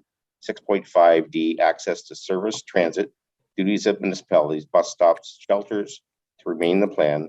6.5E, access to town dock at 20 Park Drive to remain in the plan. And 6.5H, access to Lions Lookout to remain in the plan. Are there any questions? Then I'll call the question. All those in favor? And that motion carries. Thanks, everyone. Thank you. Healthy conversation. Okay. Thank you. Okay, so we're going to move on to reports now. And 6.1, that's streetscape and accessibility crosswalks, Main and Young Street, and that's brought to us by Director Hernan, a verbal report. There he is. Thank you, Chair Armour, and it's very timely. I don't know what's spurring these questions, but I know Kojiko was calling me, and I've actually just gotten some emails from Metroland about it. So if I understand correct, the question is, why was all the parking removed from Main Street, and how are people with accessibilities going to access the stores, is what I was asked to address, and I hope I'm addressing the right question. Yep. So the bottom line with the whole streetscape project is there was 20 parking spots removed, and that included the parking spots in Kent Park. So if you've got a pen, keep track of this. There was 20 spots removed. They were removed for a variety of reasons. Kent Park was obviously removed because they've decided that they want the entire space to be a big open green area, and we're building a park in there right now. There was parking spaces removed for the installation of the crosswalk that was installed, fully accessible crosswalk at the corner of Main and West Street. And then the biggest reason we lost parking spots was the turn lanes, which are going to be installed, and you'll see them next year up on Center Street and Main. We'll have proper left and right turn lanes when you're traveling on Main Street from both directions, so we don't get the backlog of traffic through there. So we've lost spots. So that's what we've lost, is 20 spots. In the process as well, we gained 8 spots over on John Street. 4 were put in this year as parallel parking, and they're being converted to a diagonal parking. Now the food trucks have moved back further off town property. So we've gained 8 spots over there. We gained 6 spots in behind the Terracin building, the new building on Main Street. When they redesigned their parking lot, we gained 6 spots back there, which have been installed. We gained 56 spots behind the town hall. So there was a conscious decision of council when we got rid of the rollover curb parking, which was very expensive with the bollards, and they purchased the parking lot behind the town hall to secure those parking spots moving forward. That was originally leased from a developer to put condominiums in. So with that, we've gained 56 parking spots. And just prior to construction starting, we purchased the parking lot 2 streets back, or the housing 2 streets back by the curling club, and created 20 parking spots there, which the curling club uses in the wintertime. But more importantly, it's open for Main Street throughout the year. So although we lost 20 parking spots with this Main Street project, if you're doing the math, you'll see we gained 90 spots. So we're actually an increase of 70 parking spots in the downtown core. Now, more importantly, I'd like to talk about the accessible parking spots, because that was another one that I got hit with by the press today. You removed the accessible spots. So as a recap, prior to the Main Street project, the streetscape, We had an accessible parking spot down by Burnell Road and Main Street, used to be in front of the old Forester building. We had an accessible parking spot right in front of the town hall. And we had an accessible parking spot up by the IDA drugstore. And we have one up by the post office for a total of 4 accessible spots on Main Street. Now that construction is done in the first 2 phases, we still have the parking spot back down by the Burnell Road intersection where it's always been, by the old Forester building. At the town hall, instead of 1 accessible spot, we put 2 back in there, directly in front of the town hall. And uptown where the old IDA used to be, where there was a parking spot, we've installed 2 on the opposite side of the road, complete with drop curbs. We had to move the spot from in front of the drugstore on the IDA side because of the turn lanes that are going in. But in front of the Terracin building, 2 accessible spots were put back in its place, complete with drop curb. And then there'll be the accessible spot put back in at the post office when that's done. So on the Main Street itself, we started this project with 4. On the Main Street, when we're done, we're actually going to have 6. So it's an increase of 2 spots. But a couple other key things that I want to point out that were done. When King Street was turned into a pedestrian walkway, when you go down King Street towards River Mill, we've now done proper curb cuts to access that parking lot, which was directly behind the Wolf building, which was the TD Bank building, as people called it. And that is a town parking lot with 3 accessible parking spots right there. So we've increased it by 3 with easy access. And with the ramp coming in off the town hall, the accessible ramp, it gives you access to those accessible parking spots directly behind the town hall, the Main Street. So we think that you've gone from 4 accessible parking spots to 11 accessible parking spots through this streetscape project. And we think that although we've lost 20 parking spots in total, with an increase of 90, we think it's a win of 70. So, I've gone on the record. We can go out and look at the lines on their drawings. You can see the spots next week, Monday, when they open up. They're all there. We don't feel that we've lost anything. This whole discussion we've had about rebuilding projects and how we do it more environmentally friendly for the entire community, which is accessibility as well. We've done a lot of work there. The only thing that we've really lost on Main Street is all the steps into the stores. They're all gone with the exception of about 3 access points that we couldn't eliminate them because they just didn't work. And those 3 basically led to a set of stairs going to a 2nd floor anyways. But I believe when this project is done, every Main Street store will have an accessible walkway in. If you look at the up on phase 3, there is 2 buildings that still have a step, but they've got alternate methods to get the people in. So I'm thinking of the Caswell Insurance building. There is a step coming off Main Street into their building, but if you follow the path down their building, they have an accessible spot up the side. So we really have considered accessibility in this when this whole project was done. It's what we've just been talking about. Whenever we do any rebuilds, we take it into consideration. So we don't feel that there has been anything removed. I would argue the absolute opposite, that in fact it is improved and increased drastically. And I would hope that this committee would recognize the work that was done and what council has done there. The accessible crosswalk, the access laneways, the ramps, the 11 spots immediately available versus the 4 that you had. And although people will point to Kent Park and say, well, I can't park in the park anymore. No, but there's lots of spots you can park, and there really was no losses. So happy to answer any questions on that. I've got drawings, I've got photographs. I'm happy to walk you through a Google map thing if you want, if we want to look at the spots, and I can show you what's changed and why. But I really think that at least from an accessibility point, you didn't lose anything. The only thing you lost was the steps into the store, and you lost the steps beside the town hall. These were problems. Thank you very much for that, Director Hernan. That's a very good update. I became educated today too. I knew we gained parking spots. I didn't realize we gained so many. So that's really great news. Does anybody have any questions? Member Gallagher, go ahead. I also agree that I think parking is going to work a lot better, and it's it's far greater to have more pedestrian orientation on the main street there.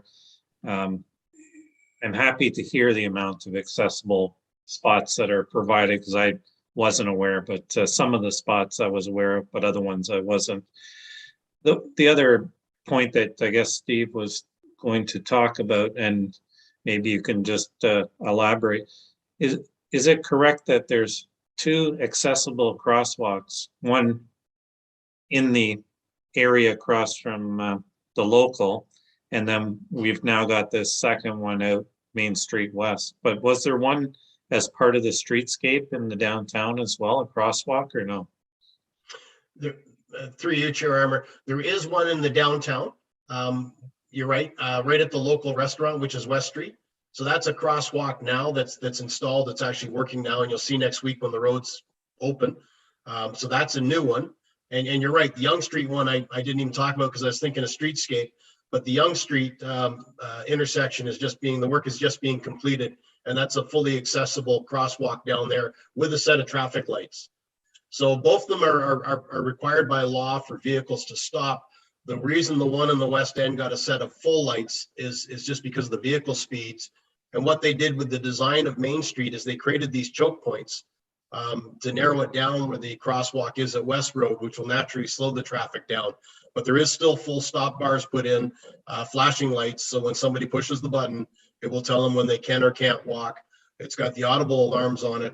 And something I didn't even know we put into this, apparently you can program it to your phone.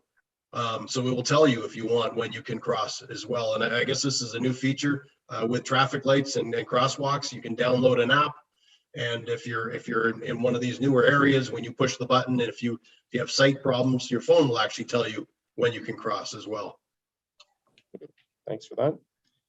Any other member, Lund, go ahead. Hi, Steve.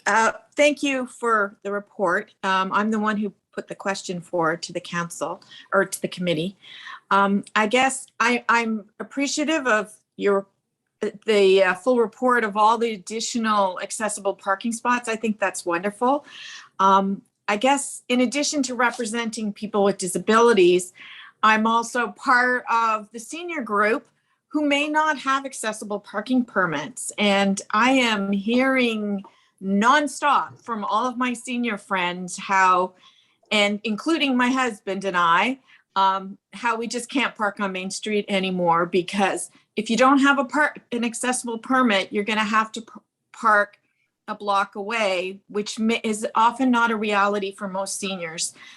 For some it is, but the reality is our town is built on a hill, and it's a hill in every direction. And when you have to walk a block, that's not a reality of many of our seniors in the winter. And I will use myself as an example. Last week, we wanted to go shopping at one of the stores. Obviously, the pathway behind Town Hall isn't open yet, but we parked behind Town Hall because that was the only parking we could find. And we walked the whole loop. My husband almost fell going down Brunel Road, and that was before there was any ice. It was just a steep grade. And by the time we got to the store, I was so exhausted. I said, I can't do this again. Like, this is it. We can't do any other stores. We went to that store and then went back to the car, and then we drove to Bracebridge where we could park in front of the other jewelry stores we wanted to look at. And I had so many of my friends recently tell me how disappointed that they lost so much regular parking. And for that, they were like us, people who didn't go into town in the summer because it's just too busy, but try to support the small stores by going in the winter when it's not busy and shopping local, park close to that store, walk to that store.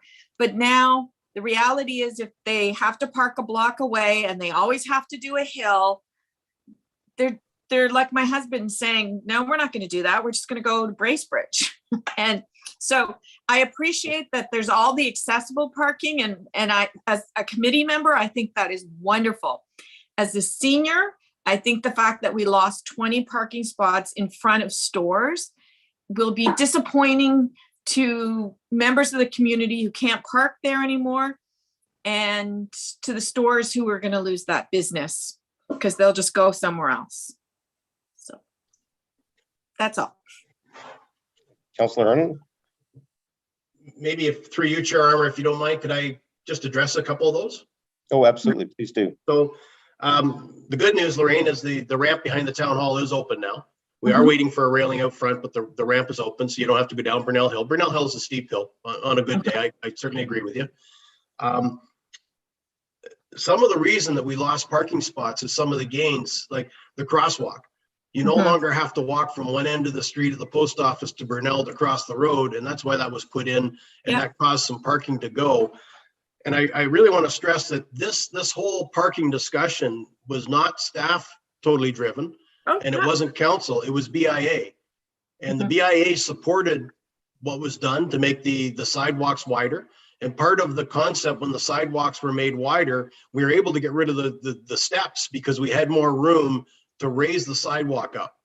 If we were only dealing with a sidewalk at a 1.5 meters or 2 meters wide, we couldn't raise it up to get rid of a step. But in some areas where we've doubled the width of the sidewalk to, let's say, 4 meters, we've now got the room that we could raise the sidewalk on one side and people wouldn't notice it when you're walking down there. So it gets rid of the steps.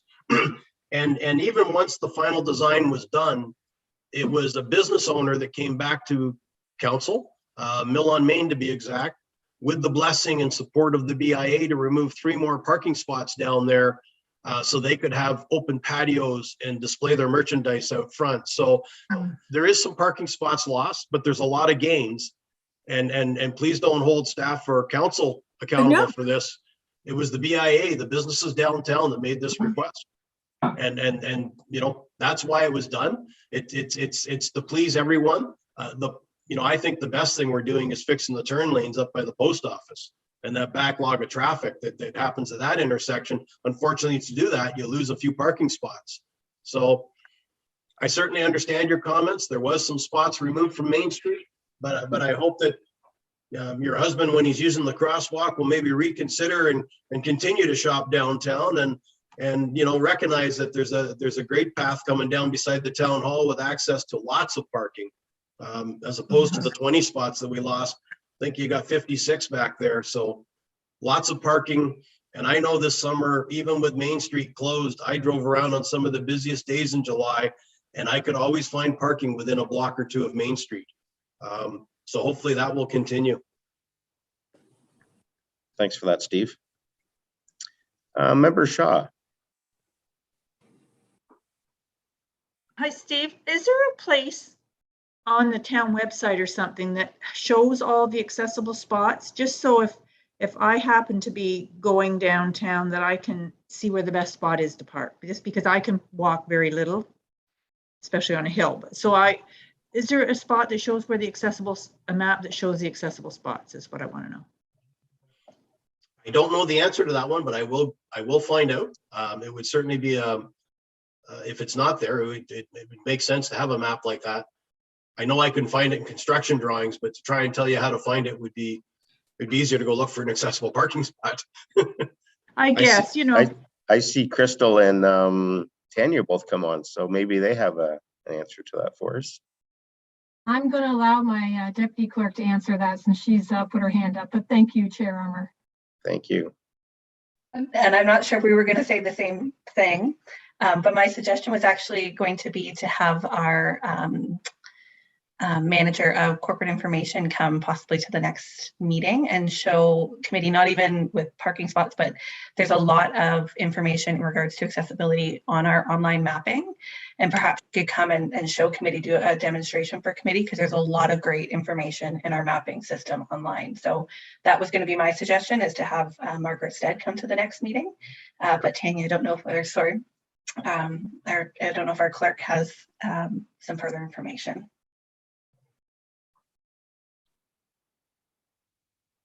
Through you, Chair Armour. No, that's wonderful that that information is on our website, as the deputy clerk noted, but I think that's a great idea should committee be interested in that. So if I wanted to look for myself, would I just, where would I look? Town of Huntsville website. One of my peers just sent me a link to it. So Town of Huntsville public parking, and there is a page for accessible parking, and it shows all the parking spaces that the town has. So I'm on Muskoka.maps. So I'm in the town's website. Whoever sent this to me, what is the links where we're going? I guess if they just get to the town of Huntsville website and do a search for Huntsville public parking, it will take you to the appropriate page, and you will see an accessible parking spot on that page. And I will make sure that it is updated with the new information for Main Street. Thank you. Excellent. Maybe the deputy clerk should send that to everybody, that link. That'd be great. Thank you for that. Member Leslie, do you have your hand up? No, Okay. sorry. No, That's okay. That's all right. Are there any other questions of Director Hernan?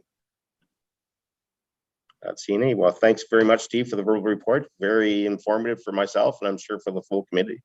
Thanks again. Thank you very much. So we're going to move on to item 6.2, which community planning permit update. And we have Richard Clark with us today for a verbal update. Richard, there he is. Welcome. Hi, everyone. Thanks for inviting me. So through you, Councillor Armour, I have, or Chair Armour, sorry, I have a presentation that I can give to this committee about the community planning permit bylaw, the first draft that we're working on. So with your permission, I can share my screen. Absolutely. I might move quicker than I was planning. I don't know how much time we have left. We'll save lots of room for questions at the end. Perfect. So.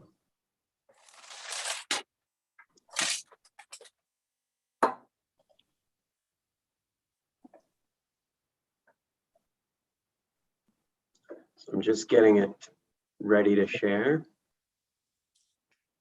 And I'm wondering if you can see my screen now. That's good. We can all see it. Perfect. Thank you. Okay, perfect. So I'm Richard Clark. I'm the manager of planning, and I'm going to talk to you today about our community planning permit bylaw. What I hope to touch on is the difference between the community planning permit system as a tool provided by the Planning Act for regulating development approvals versus the traditional tools that we currently use, such as the zoning bylaw. I'm going to give you an overview of what's in the draft community planning permit bylaw right now, and I'm going to talk about next steps.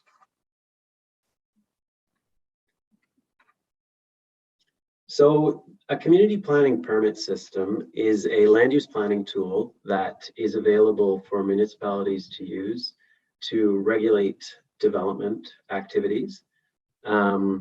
It's a tool that has been around for quite some time, but is not often used by municipalities. Most municipalities favor using zoning bylaws and site plan control bylaws.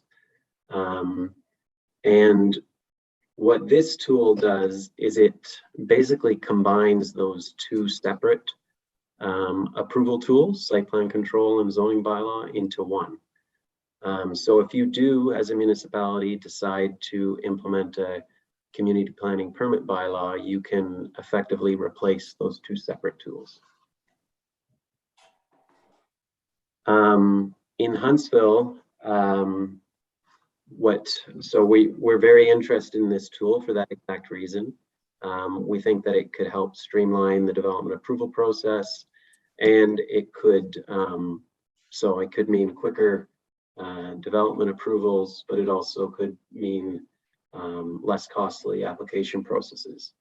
So right now, some of you know, we have site plan control over the entire municipality, but primarily we're focused on shoreline residential properties and multi-unit residential, and then of course commercial and industrial development.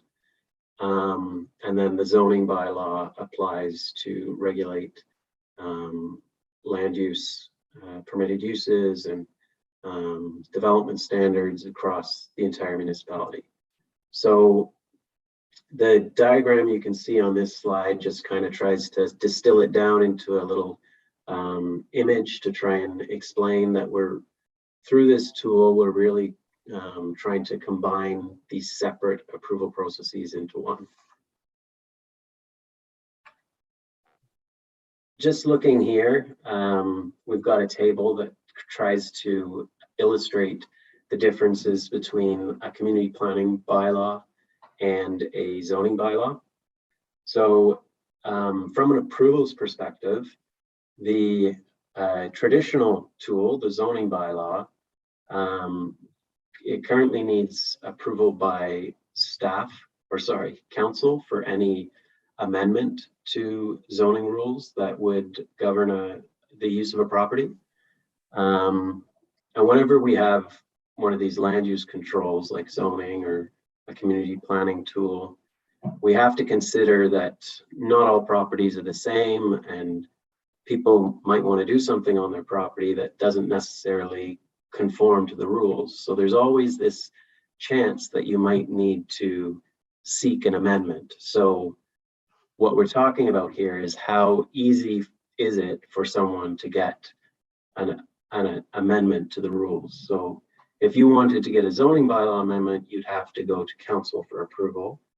For this community planning permit process, there are different streams of approvals. So there's minor approvals, there's straightforward approvals. So if you do everything by the rules, then you can get a class 1 approval.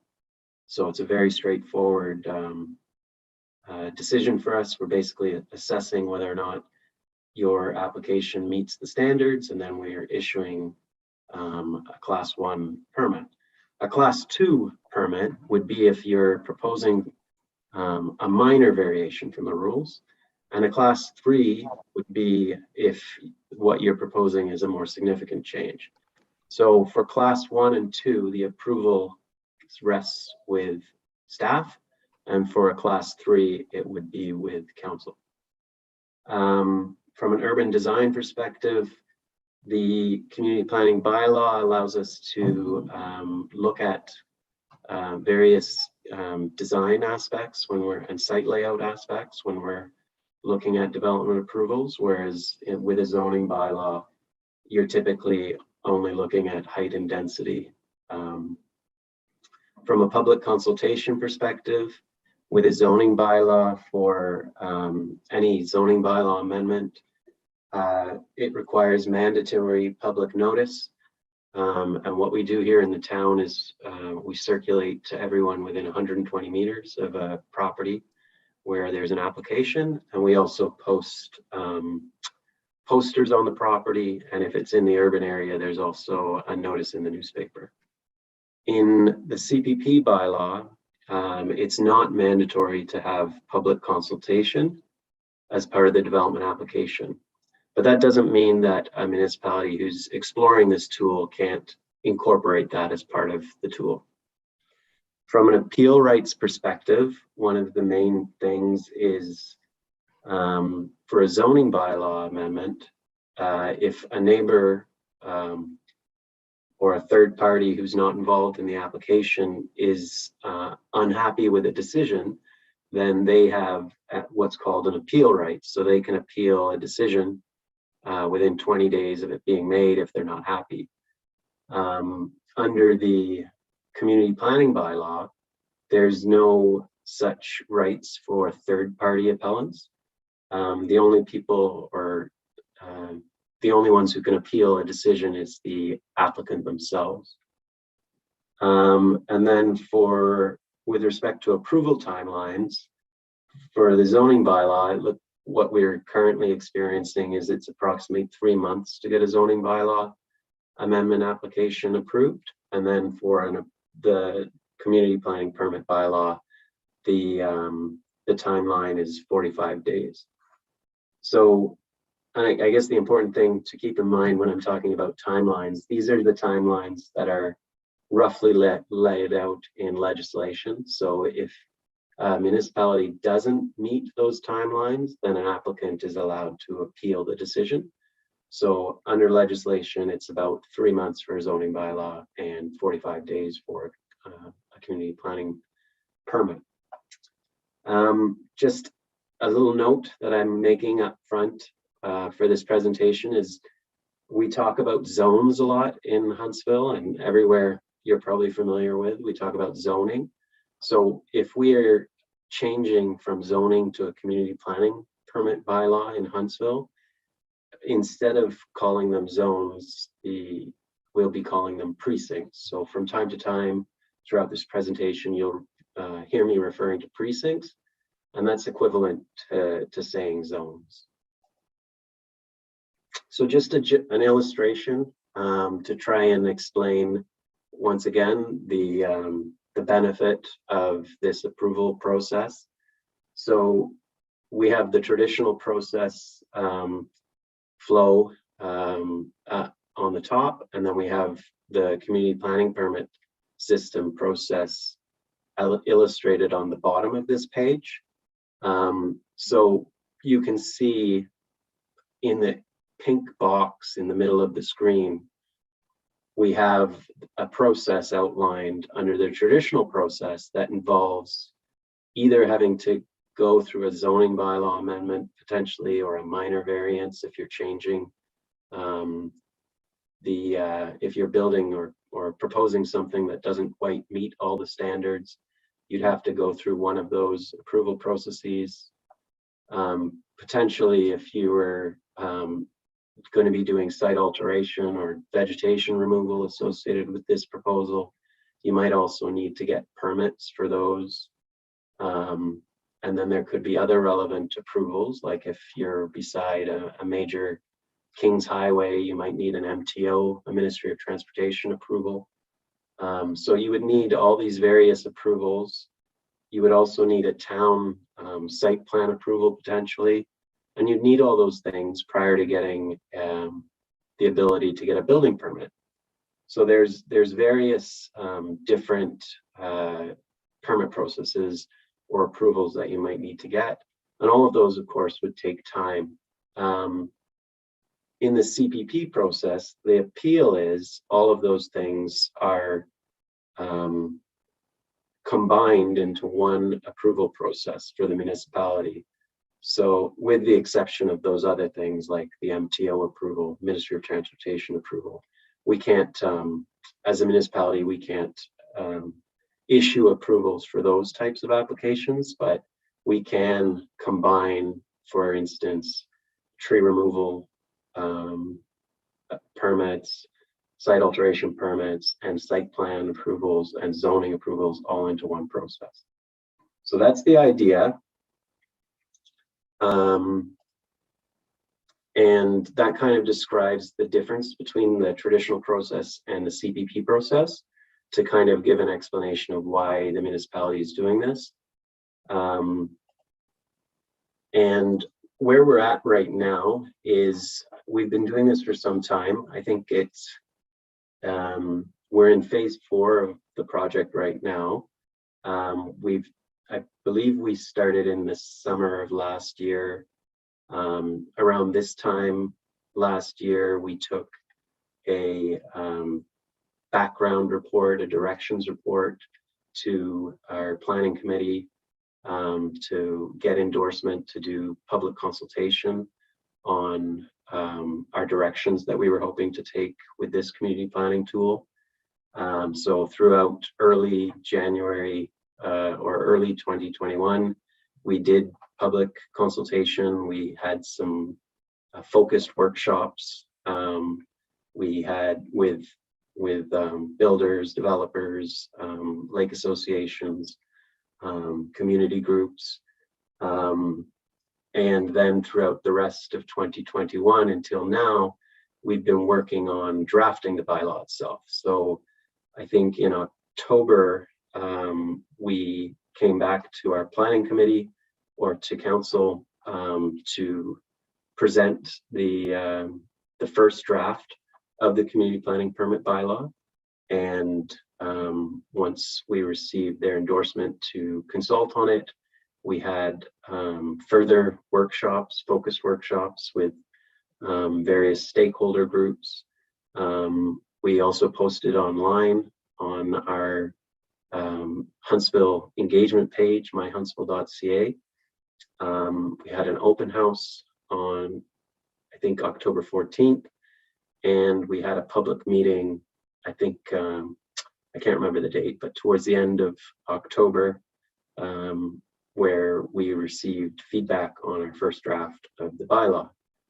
So where we're at now is we've got a lot of feedback on what we presented to date, and we're working on refining our first draft to address those comments.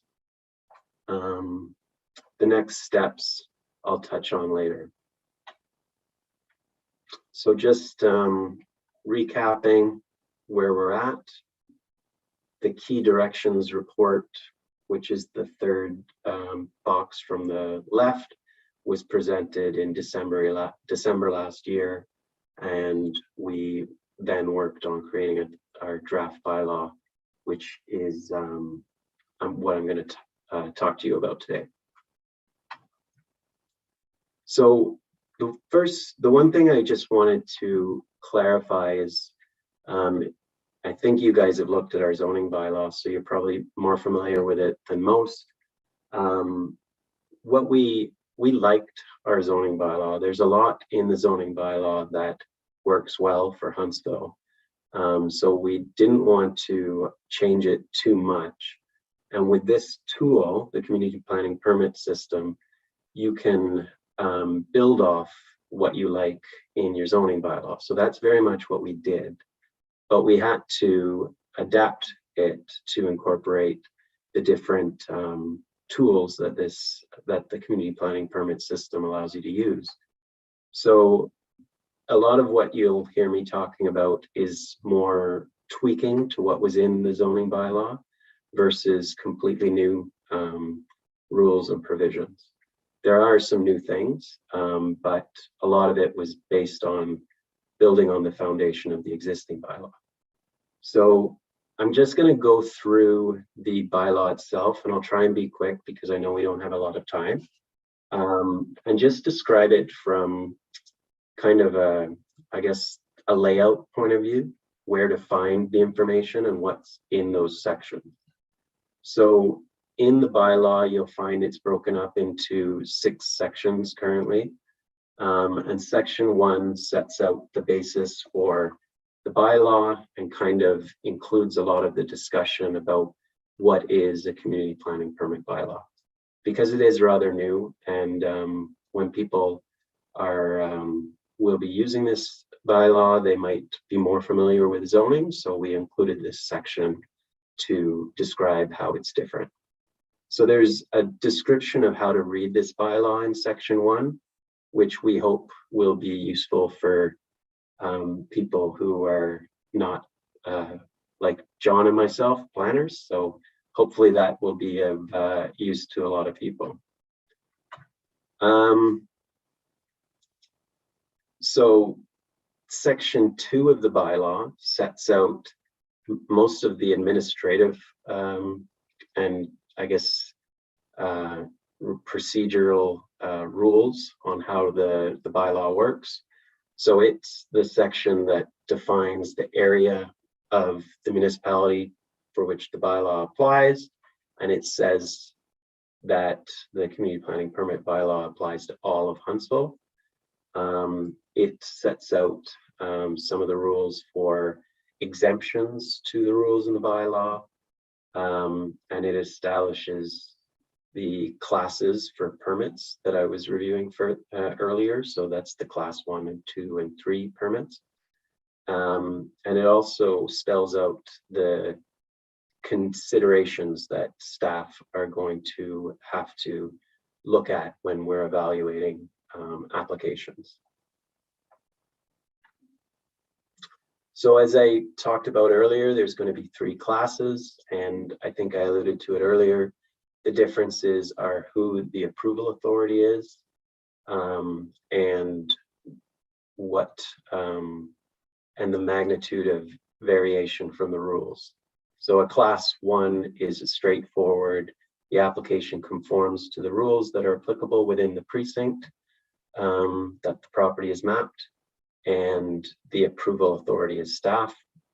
Class 2, you've got slight variations from the rules, and the thresholds are all spelled out in the bylaw. and the approval authority would be staff for those. And then class 3 is a more substantial change to the rules, and the approval authority would be council. I should just explain too, maybe it's evident to you, but maybe not. If anything that someone is going to be doing on their property falls completely outside of the permitted uses for the precinct mapping that's applicable to their property, then they would actually have to do a full amendment to the precinct itself. So equivalent to a zoning bylaw amendment. And then in that case, it would go through the normal procedure for a zoning bylaw amendment. And I'll maybe talk more about that later. I think I've already explained this. One thing to just keep in mind is section 2 of the bylaw outlines the criteria that staff will be using to consider variations. So it's all spelled out in the bylaw. And the criteria staff will consider generally would be whether or not the proposal is appropriate for the lands, takes into account the unique characteristics of the property, and is compatible with the surrounding land uses, whether or not the proposal is consistent with the provisions of the bylaw itself and the applicable policy documents. And the big ones are the official plan and the provincial policy statement, and whether the proposal creates no adverse impacts or demonstrates that measures can be implemented to avoid or mitigate those impacts. So those are the kind of things that we'll be considering when we're evaluating whether or not a variation should occur. And those are also from a staff level, and those are also the tests, the rules that council will be asked to consider if there's any variations that go to them for approval. In this section, we also have quite a detailed flow chart to describe the process. And I know you're not going to be able to read that, so I'll just zoom in for you. So going back, there's 4 major steps that are involved in this tool, implementation of this tool. So we'll have pre-consultation for applications as step 1. We'll have application submission as step 2, application review as step 3, and then the decision as step 4. So just drilling down a little bit into step 1, as I say, it begins with pre-consultation. So anyone who's looking at doing a development activity on their lands, if the activity isn't exempt from the community planning permit bylaw and requiring a permit, then they would have to go through this process. And the purpose of the pre-consultation is really to figure out what application stream this applicant would be going down, whether it be a class 1, 2, or 3, and to advise an applicant on what the submission requirements might be. So the outcome would be for staff and an applicant to have a discussion and to figure out what they're going to need to do to submit an application.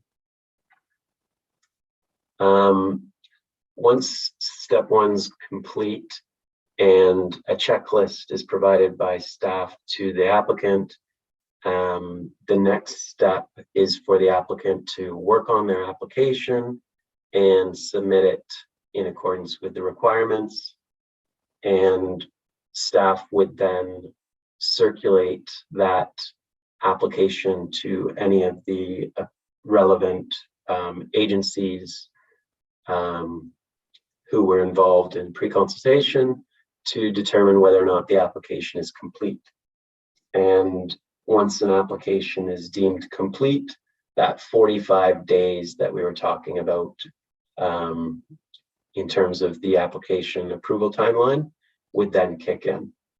So for class 1 permits, there's no notice planned. There's no circulation of notice.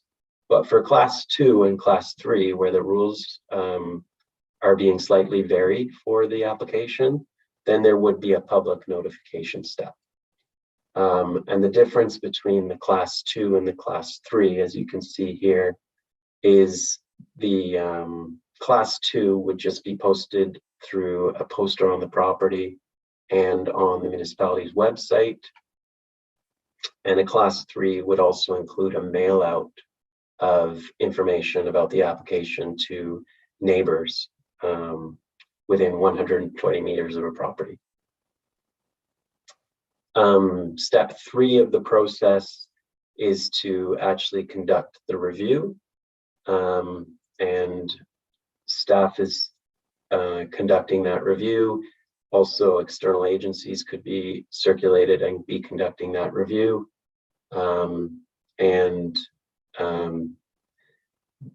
The next step is the decision. One important thing to consider, however, so the class 2 applications, if through the notice process for a class 2 application, it's deemed to be kind of maybe like a hot button application, or an application that is maybe generating a lot of interest from neighbors, then there is an opportunity for the application process and approval to be bumped up to council. So if someone sees that someone's making an application for something that they think needs more eyes on it, or a council debate on it, then they could call up a councillor and say, I think that this application should be bumped up to council approval. So that is an avenue that can still occur through this process. And I would suspect it would happen for more major applications, or applications that might have potential greater impacts. So council can request a bump up, or the applicant can request a bump up to from class 2 to class 3. And then step 4 is the decision itself. And a decision can go one of 3 ways. It can be an approval, it can be a provisional approval, so an approval with conditions that need to be met, or it can be a refusal. And of course, the application can be appealed by the applicant if they're not happy with a refusal. So that's kind of the process. I've already said this slide just talks about provisional approvals, which I've touched on. I think in terms of the rest of section 2, one of the big things is the list of exemptions. So whenever you have a bylaw, you have to look carefully at what the bylaw includes under it, but also what it excludes. And there's a list of activities that are considered exempt from this bylaw. So some of the things just to touch on, and that's in section 211 of the bylaw, but just to touch on them briefly, there's interior renovations wouldn't be covered by this bylaw. So that's still within the realm of the building permit. There's minor repairs and maintenance and replacement for existing structures. That would not be covered by this. Vegetation removal associated with forestry operations, or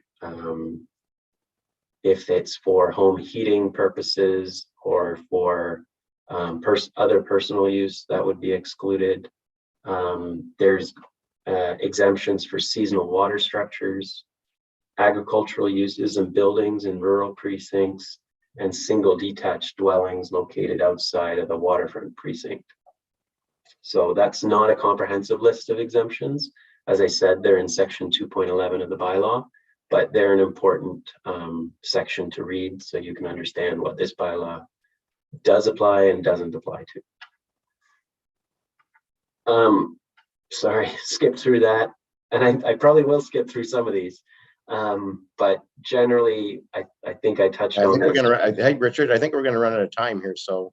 Okay, I think I will fast forward Probably to, I'll just say that there is a new section on vegetation removal and site alterations. So currently in Huntsville, we don't have a tree bylaw. We don't have a site alteration bylaw. So sometimes you do see development activities happening before there's an approval been issued by the town in terms of site clearing or tree removals. So this bylaw would control those types of activities. There are provisions for secondary residential dwelling units that existed in the old bylaw, but we've updated them to say that you can have secondary residential dwelling units in detached accessory structures within the urban area. And currently we've written it as being 2 secondary residential dwelling units allowed in some instances. And I'll just fast forward through this. Section 5 might be of interest to you guys, the parking rules. The parking rules in our existing bylaw are carried forward. So all the accessible parking requirements, the requirements for having paths located adjacent to those parking areas is all continues to be within the bylaw. And you'd find those rules in section 5 of the bylaw.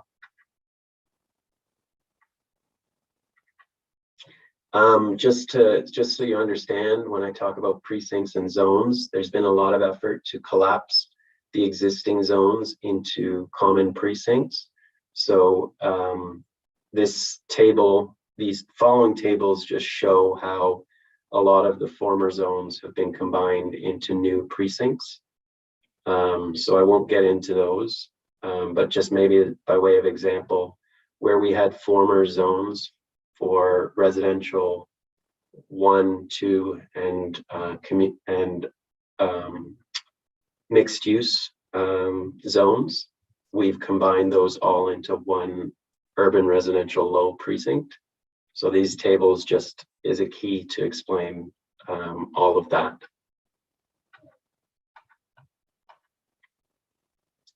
And you're probably familiar with the zoning bylaw, but again, it's very similar when you get into section 5 of the, or 6 of the bylaw. It outlines for each one of those precincts what the permitted uses are, what the accessory uses are, what the lot requirements are, and what's new is it also describes where you can have discretionary uses and what the threshold rules are for what falls within a class 2 variation versus a class 3. So just, there's a lot of tables in the bylaw, and this is an example of one that describes what the permitted uses are within a one of the precincts, within the urban residential precincts. So you can see on this slide that there's a column added to the zoning permissions and the lot requirements called the class 2 variation limit. So what this tells us is when you're looking at the rules for lot coverage within this particular precinct, then staff can approve up to a 20% variation from the rule for lot coverage. And everything else where it's indicated as not applicable would be a class 3 variation. I hope that makes sense. There'll be mapping associated with this bylaw, and the mapping is available online for review. These are 2 examples of what the mapping looks like. These are static maps that are going to be available as part of this bylaw exercise. And they're online at myhuntsville.ca. So next steps, I've already alluded to, we are working on the second draft of the bylaw, which is a revision of the bylaw based on the comments that have been received. And the hope is that the second draft will be available for public review over early in the new year, so hopefully January, and that we would be doing another round of public meetings. So we would have open houses and a public meeting on the second draft for people to provide additional comments. And I do have links to the actual bylaw itself and to an online mapping tool where we can look at various properties throughout Huntsville if we wanted to see what the precinct was. But that's about it for my presentation. Kind of sorry if that was too quick, but that gives you just a flavor of what's in this bylaw. And if there's any questions, I'd be happy to answer them for you. And I'll just stop sharing. Thank you, Richard. There's a lot of information in that. I think, you know, I hate to push the time along, but it's almost can have a meeting on that alone. For the committee, Yeah.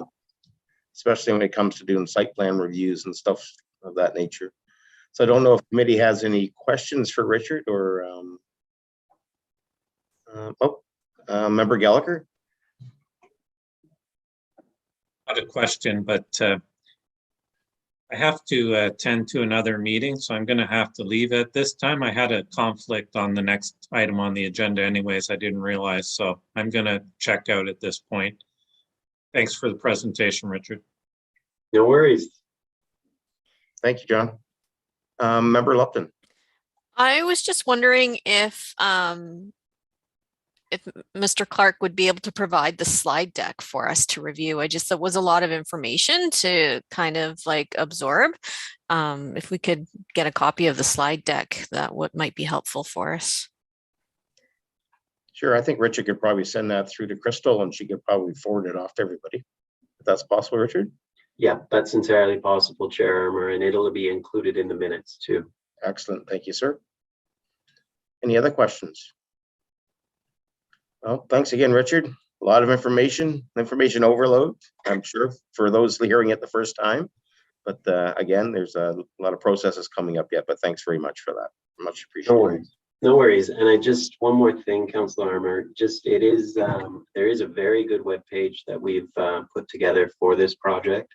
So if you go to www.myhuntsville.ca/CPP bylaw, you'll be able to find out much more about it than what I've been able to cover today. And it's all up there, including the mapping. So thanks very much, everyone. Richard, could you or Crystal put that in the chat?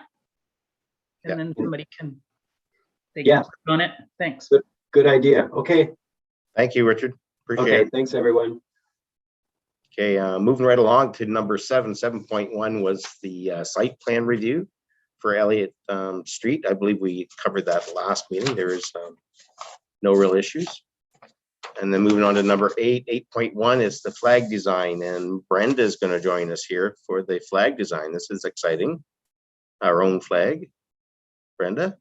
Okay. You're a little fuzzy there. Oh, I don't have the best camera here. So what I'm going to do is I'm going to share my screen with you. And that was the thing. Oh my God. Yeah. Okay. I don't know if we're going to be able to see it, so your screen's jumping all over the place. Share screen. Here we go. Okay.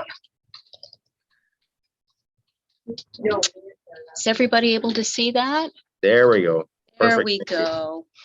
So I just wanted to get some feedback from committee and any suggestions, anything they would like changed. Now, the color of this, the blue and the icons are actually taken from the National Accessibility website.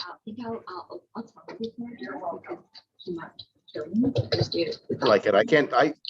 It looks good for me. I can't see everybody, so you may have to speak up if you would like to make a comment. Brenda? Oh, there we go. Okay. Thank you so much. I really appreciate it. Thank you. Sorry, is that? Yeah. No. I can't see who that is. It's member Leslie. Okay, I couldn't see her. So Member Leslie, yeah, any comments or suggestions you have on this particular design?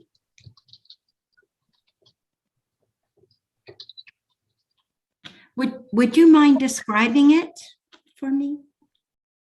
So the flag, it'll be 3 feet by 6 feet. The color of the flag is the blue that we have taken from the National Accessibility Week website. So the top left corner will have the Town of Huntsville insignia, or beside there at the top of the flag indicates Accessibility Advisory Committee. Underneath that, much larger, it indicates National Accessibility Week. And below that, we have 6 or 7 icons that we've also taken from their website. For example, the wheelchair, the hearing. Sorry, Kay? Oh, sorry. Yeah, go ahead, please. Yeah. Okay. Now, I can also send this to you if you like, if that would be easier for you.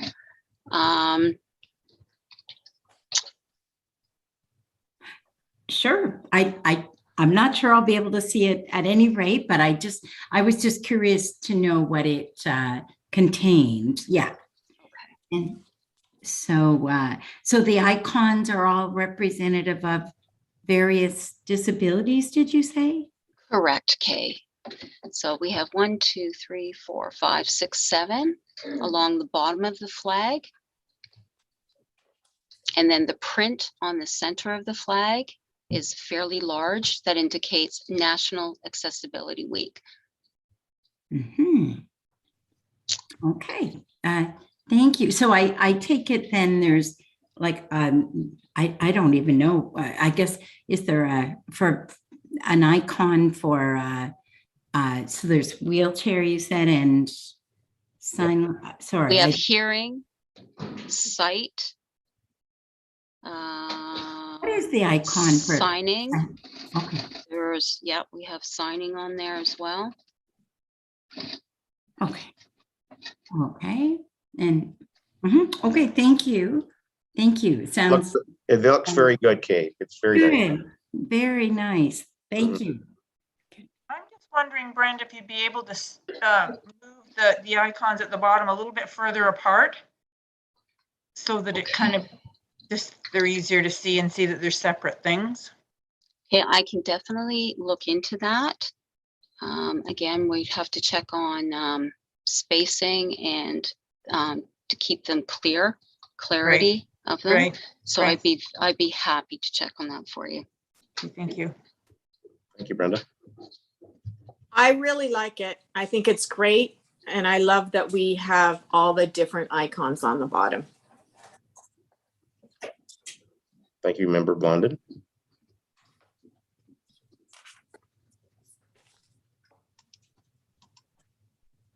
Well, I know I like it a lot. It's it would be very easy to see, and it's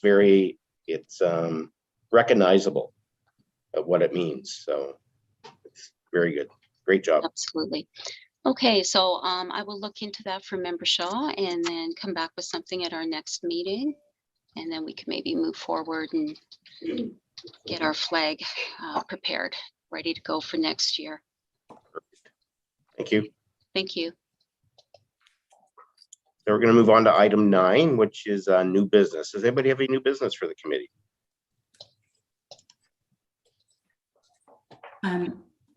Sorry, Mr. Chairman, it's Kay Leslie here. Go ahead, Kay. I could, if you felt it was, helpful or useful, I could do a report on the update of the electric scooter situation based on a broader meeting in Toronto, if you're interested. Yeah, I think that's a good subject. I think everybody is quite interested. Okay. Last Sure. time, yeah. Okay. Thank you.